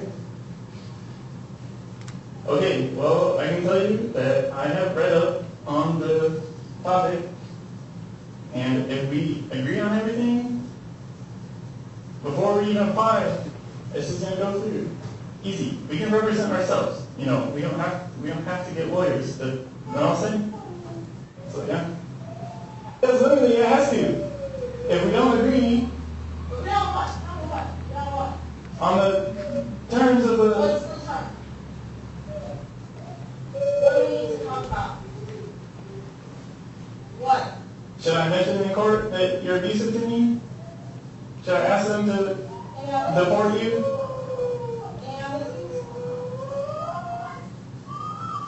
Child custody, yeah, of course. Yeah, what do you want? I'm open to joint custody if you're staying in America.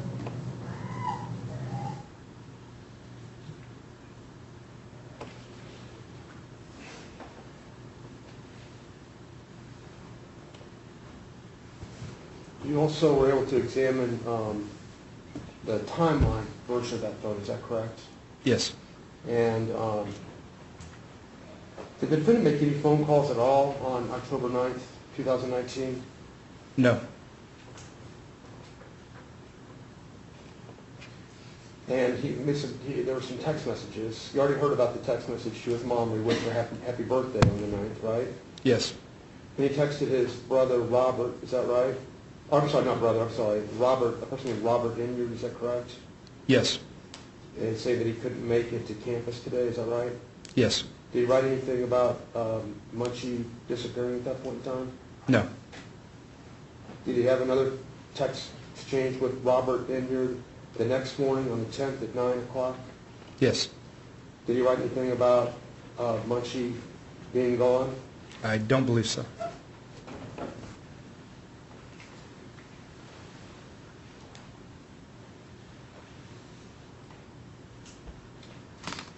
On the 10th at about 8 o'clock p.m., did he text his brother, Richard Elledge? 10th at 8 p.m.? Is that what you said? Yeah. Yes. Around the time. And at that time, did he ask if they knew anything about Mengqi being gone? He asked if they knew that she was gone. Okay.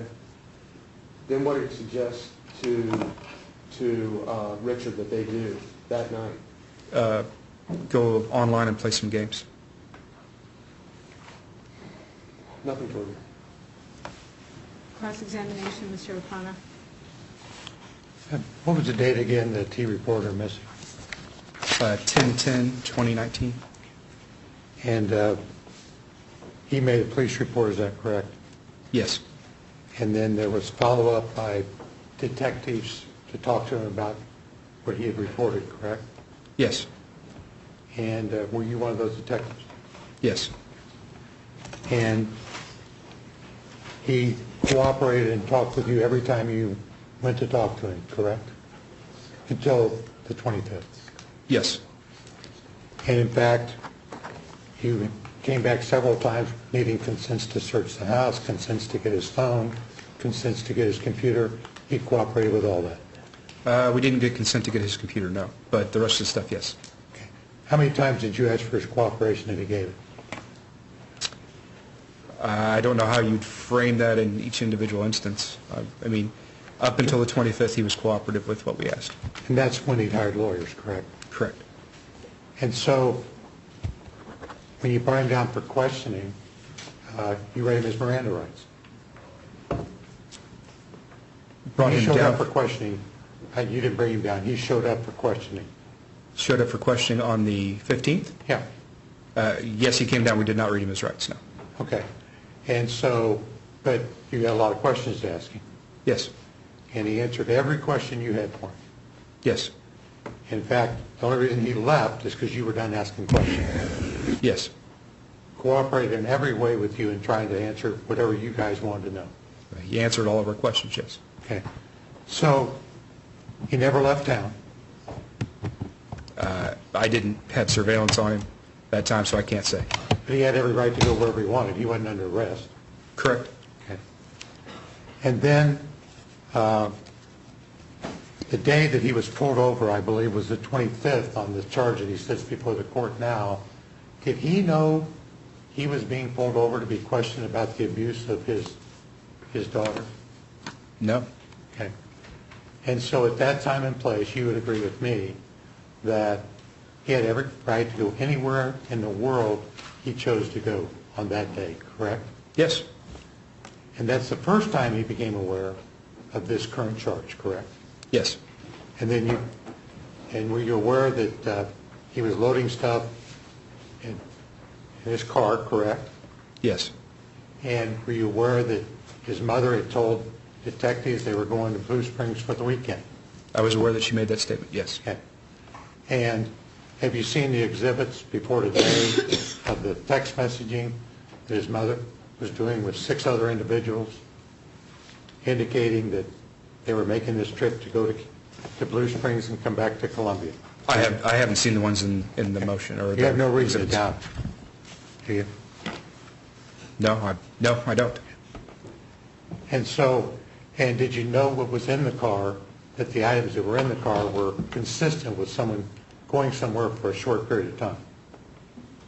I wouldn't say to the length of the trip, but they were consistent with someone taking a trip. Okay. And again, he could have gone anywhere he wanted at that point in time. Yes. So when you brought him in for questioning on this case, you then read him his rights, correct? We questioned him on scene. We didn't take him anywhere.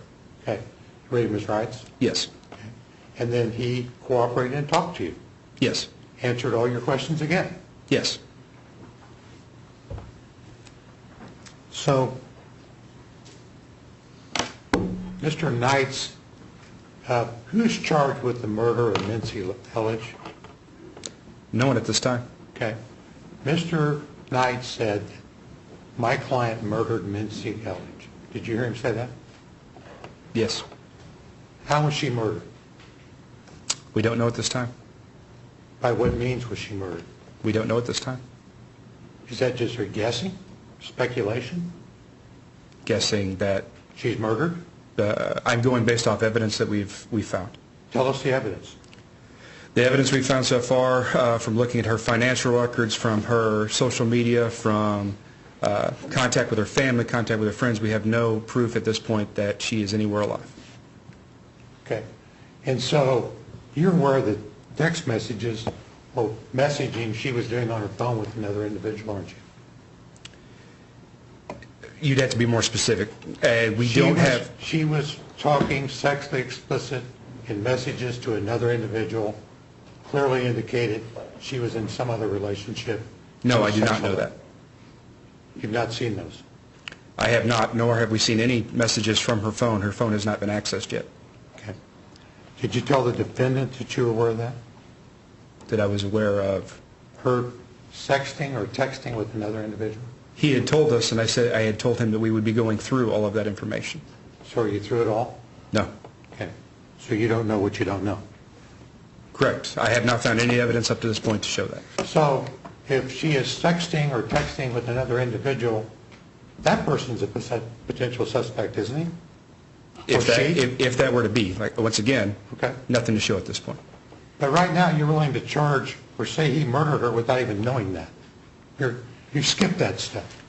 No, we haven't skipped that step. What we're going based off is the evidence that we currently have. So there's a continuing investigation. The investigation is still ongoing, yes. It's ongoing. Yeah. No one's charged. No. Have you ruled out a stranger committed any kind of an offense? We have nothing indicating that that would be the case. Have you ruled it out? At this point, barring other evidence, no, we're not looking at that. But you're open if other evidence comes available. Always.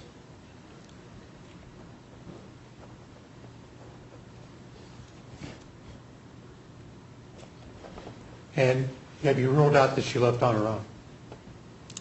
Once again, nothing to indicate that that would be the case. Have you ruled it out? Again, I don't know how you'd say that. Again, nothing points to that. So no, we are not investigating it as her leaving on her own.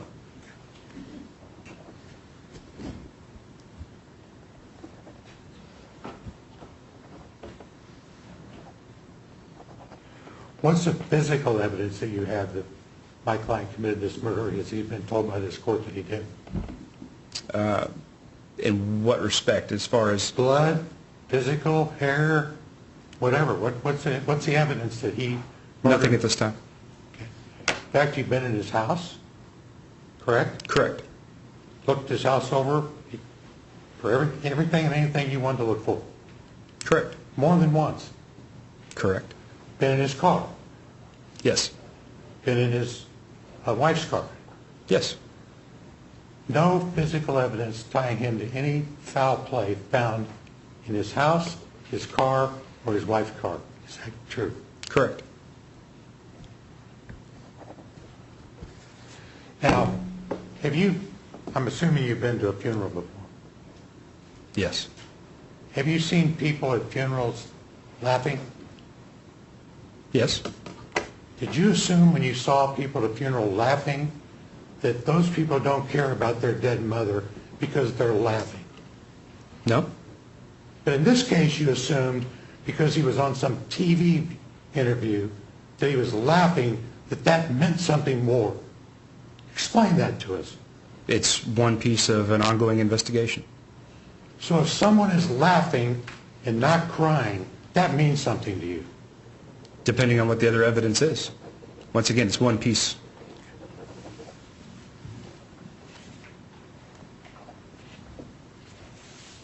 Have you ruled out that she took her own life?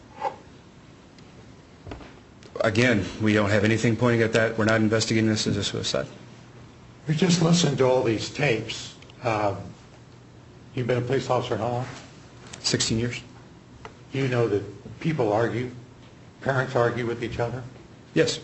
People say things in arguments that are mean-spirited. Sometimes go to the level of, I'd like to kill you, or words to those effect. Yes.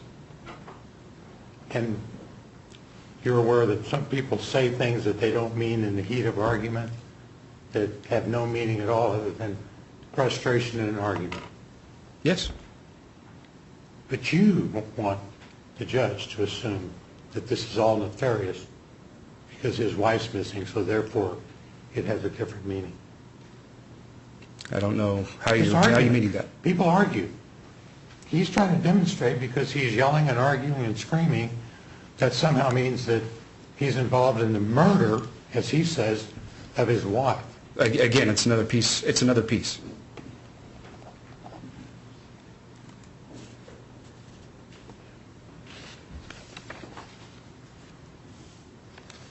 And isn't it clear from the last statement that what he's saying is, I know you want me to hit me, I'm not going to do that? Isn't that what he says? That is what he says, yes. And doesn't he say, I'm going to go to court like people who are in a bad marriage, who are arguing, I'm going to go get a divorce. I'm going to get papers. Isn't that what he's saying? Yes. He's not saying, I'm going to end your life, or he clearly doesn't strike her during any of those conversations. No. And the child at that time of those conversations was a 4 or 5 month old baby who had no understanding about what parents were arguing or screaming about. Isn't that true? Actually, older, a little bit older than that, but yes, statement still stands.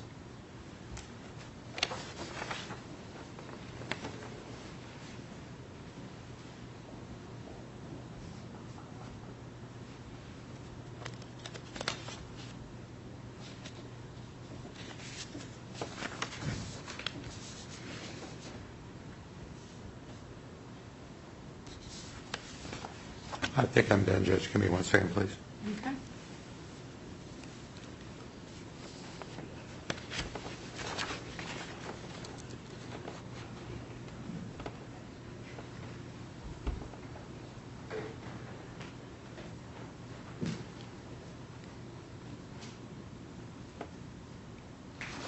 One second.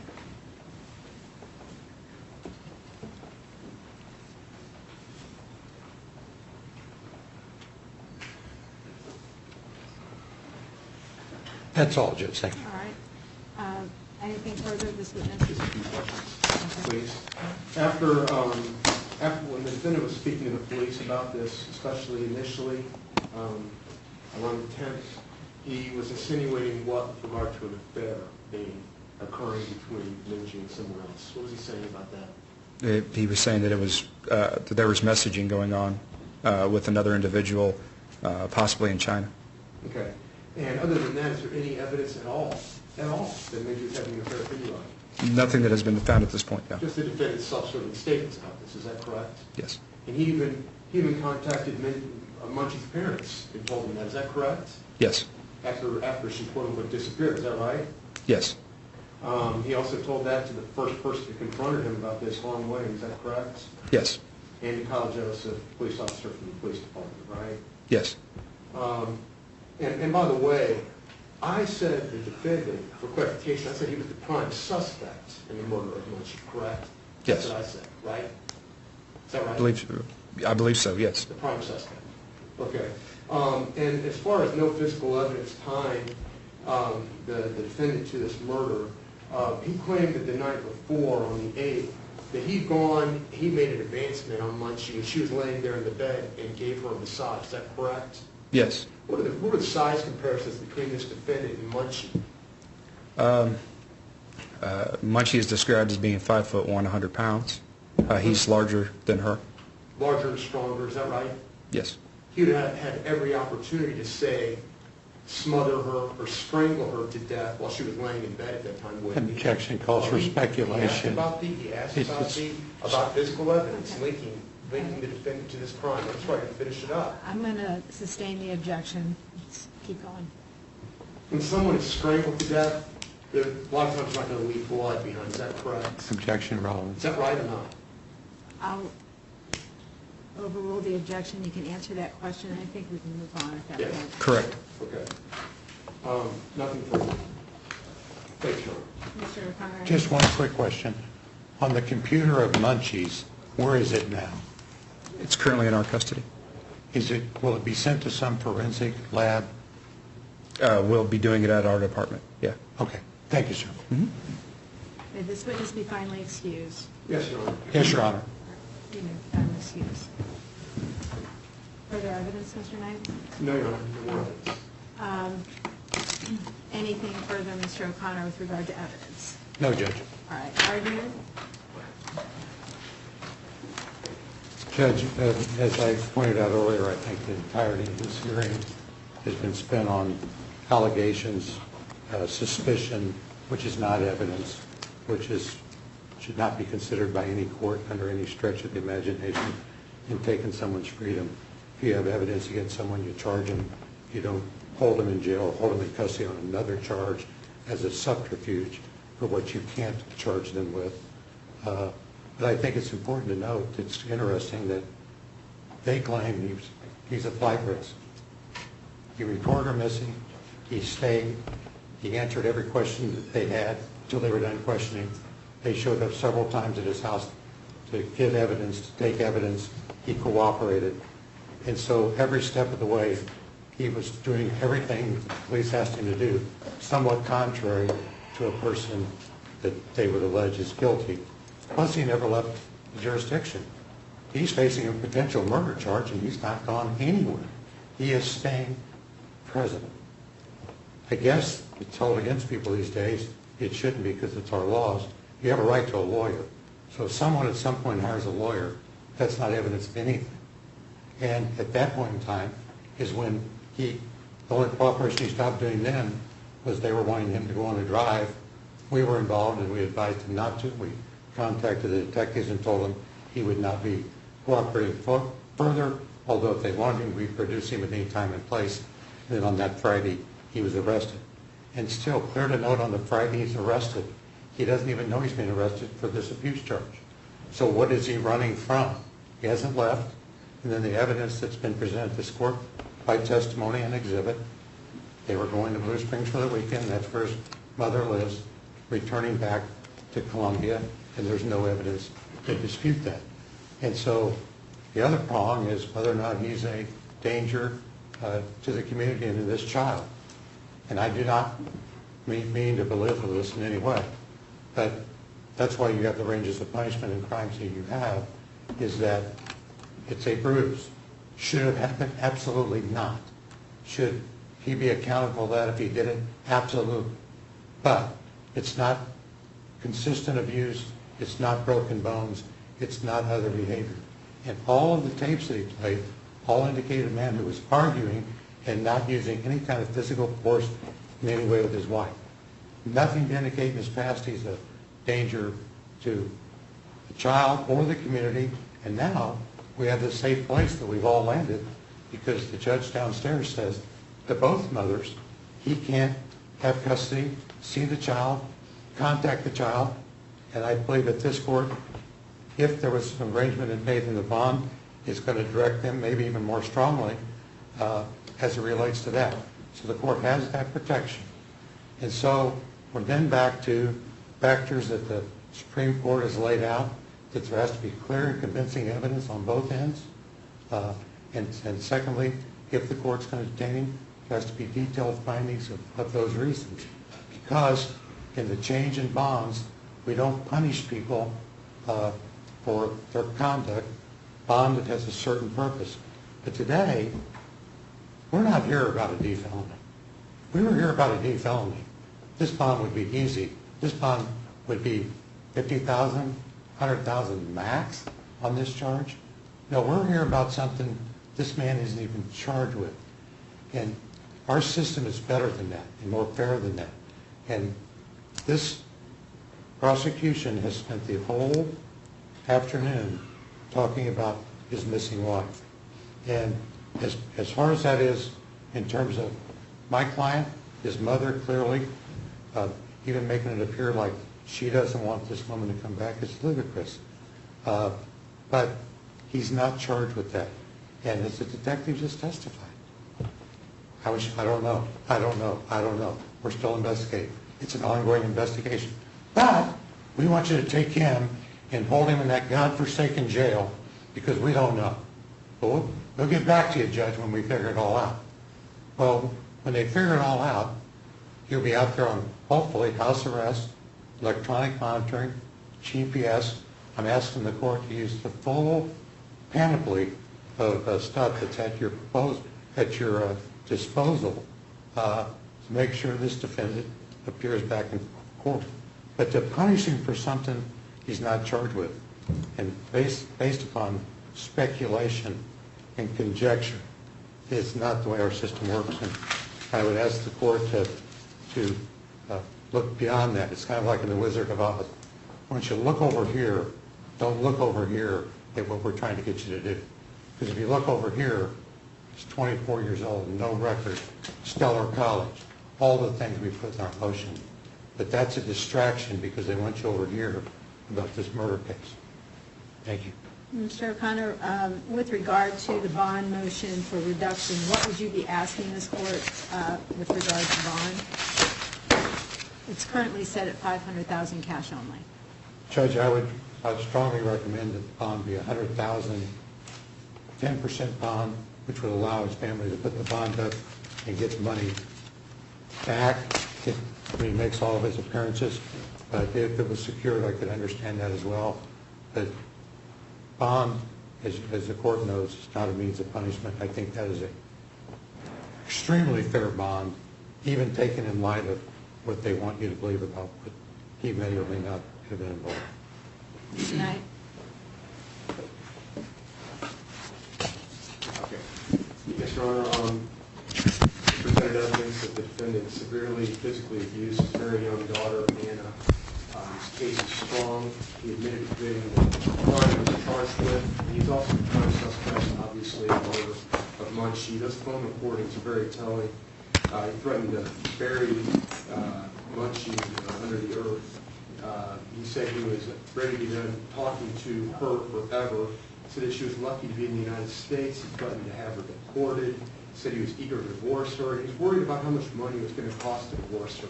Perhaps that is the reason why he killed her rather than having to go through the hassle of a divorce. He said he was eager to end their relationship. He yelled at her in Anna's presence, certainly damaging to the little girl. So, according to him, he discovered that Mengqi was missing at 5 a.m. on the 8th, and he said that she was a great mom and been breastfeeding Anna, yet she voluntarily left, according to his claim, her 1-year-old daughter behind.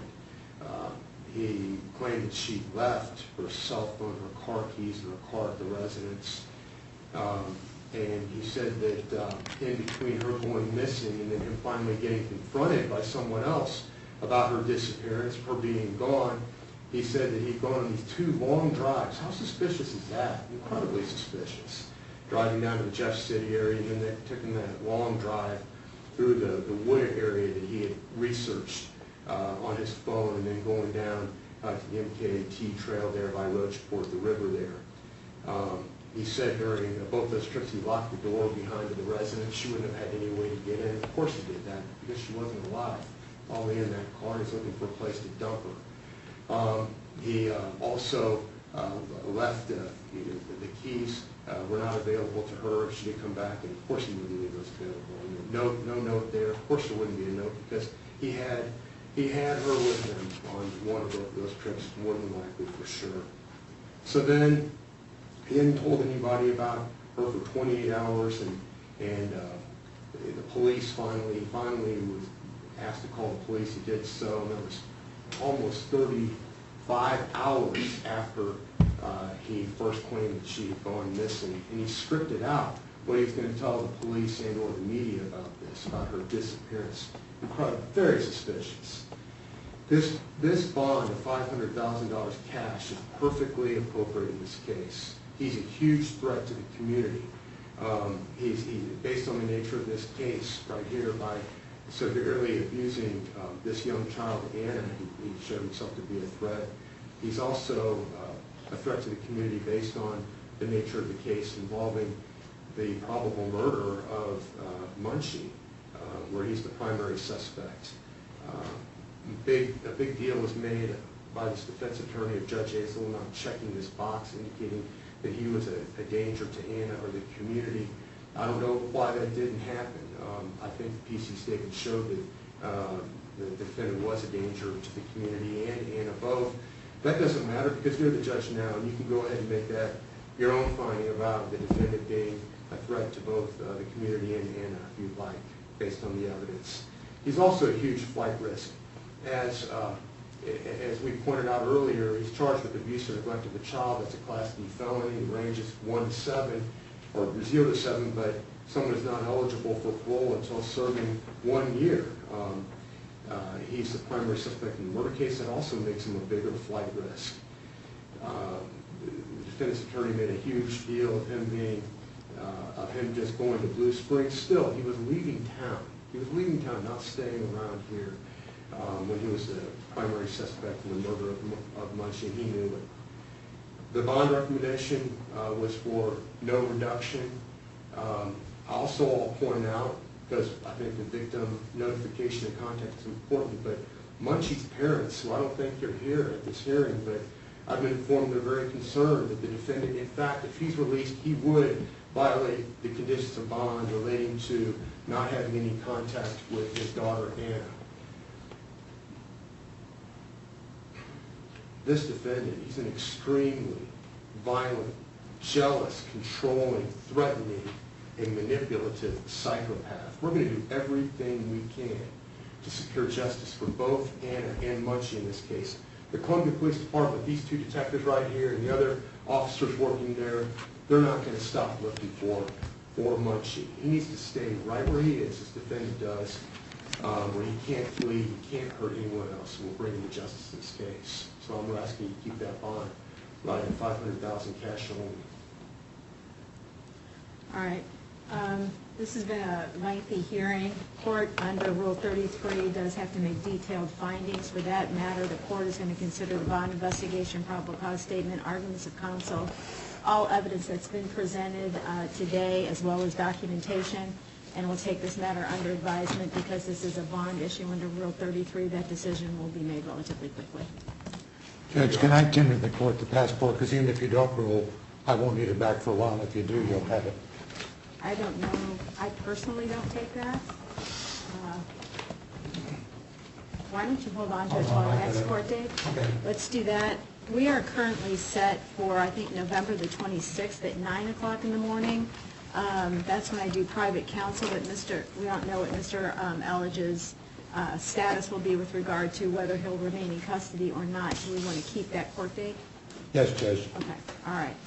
Again, thank you all for your attention, and the court will be making a ruling relatively quickly. Would you like the exhibits, Your Honor? Yes, please.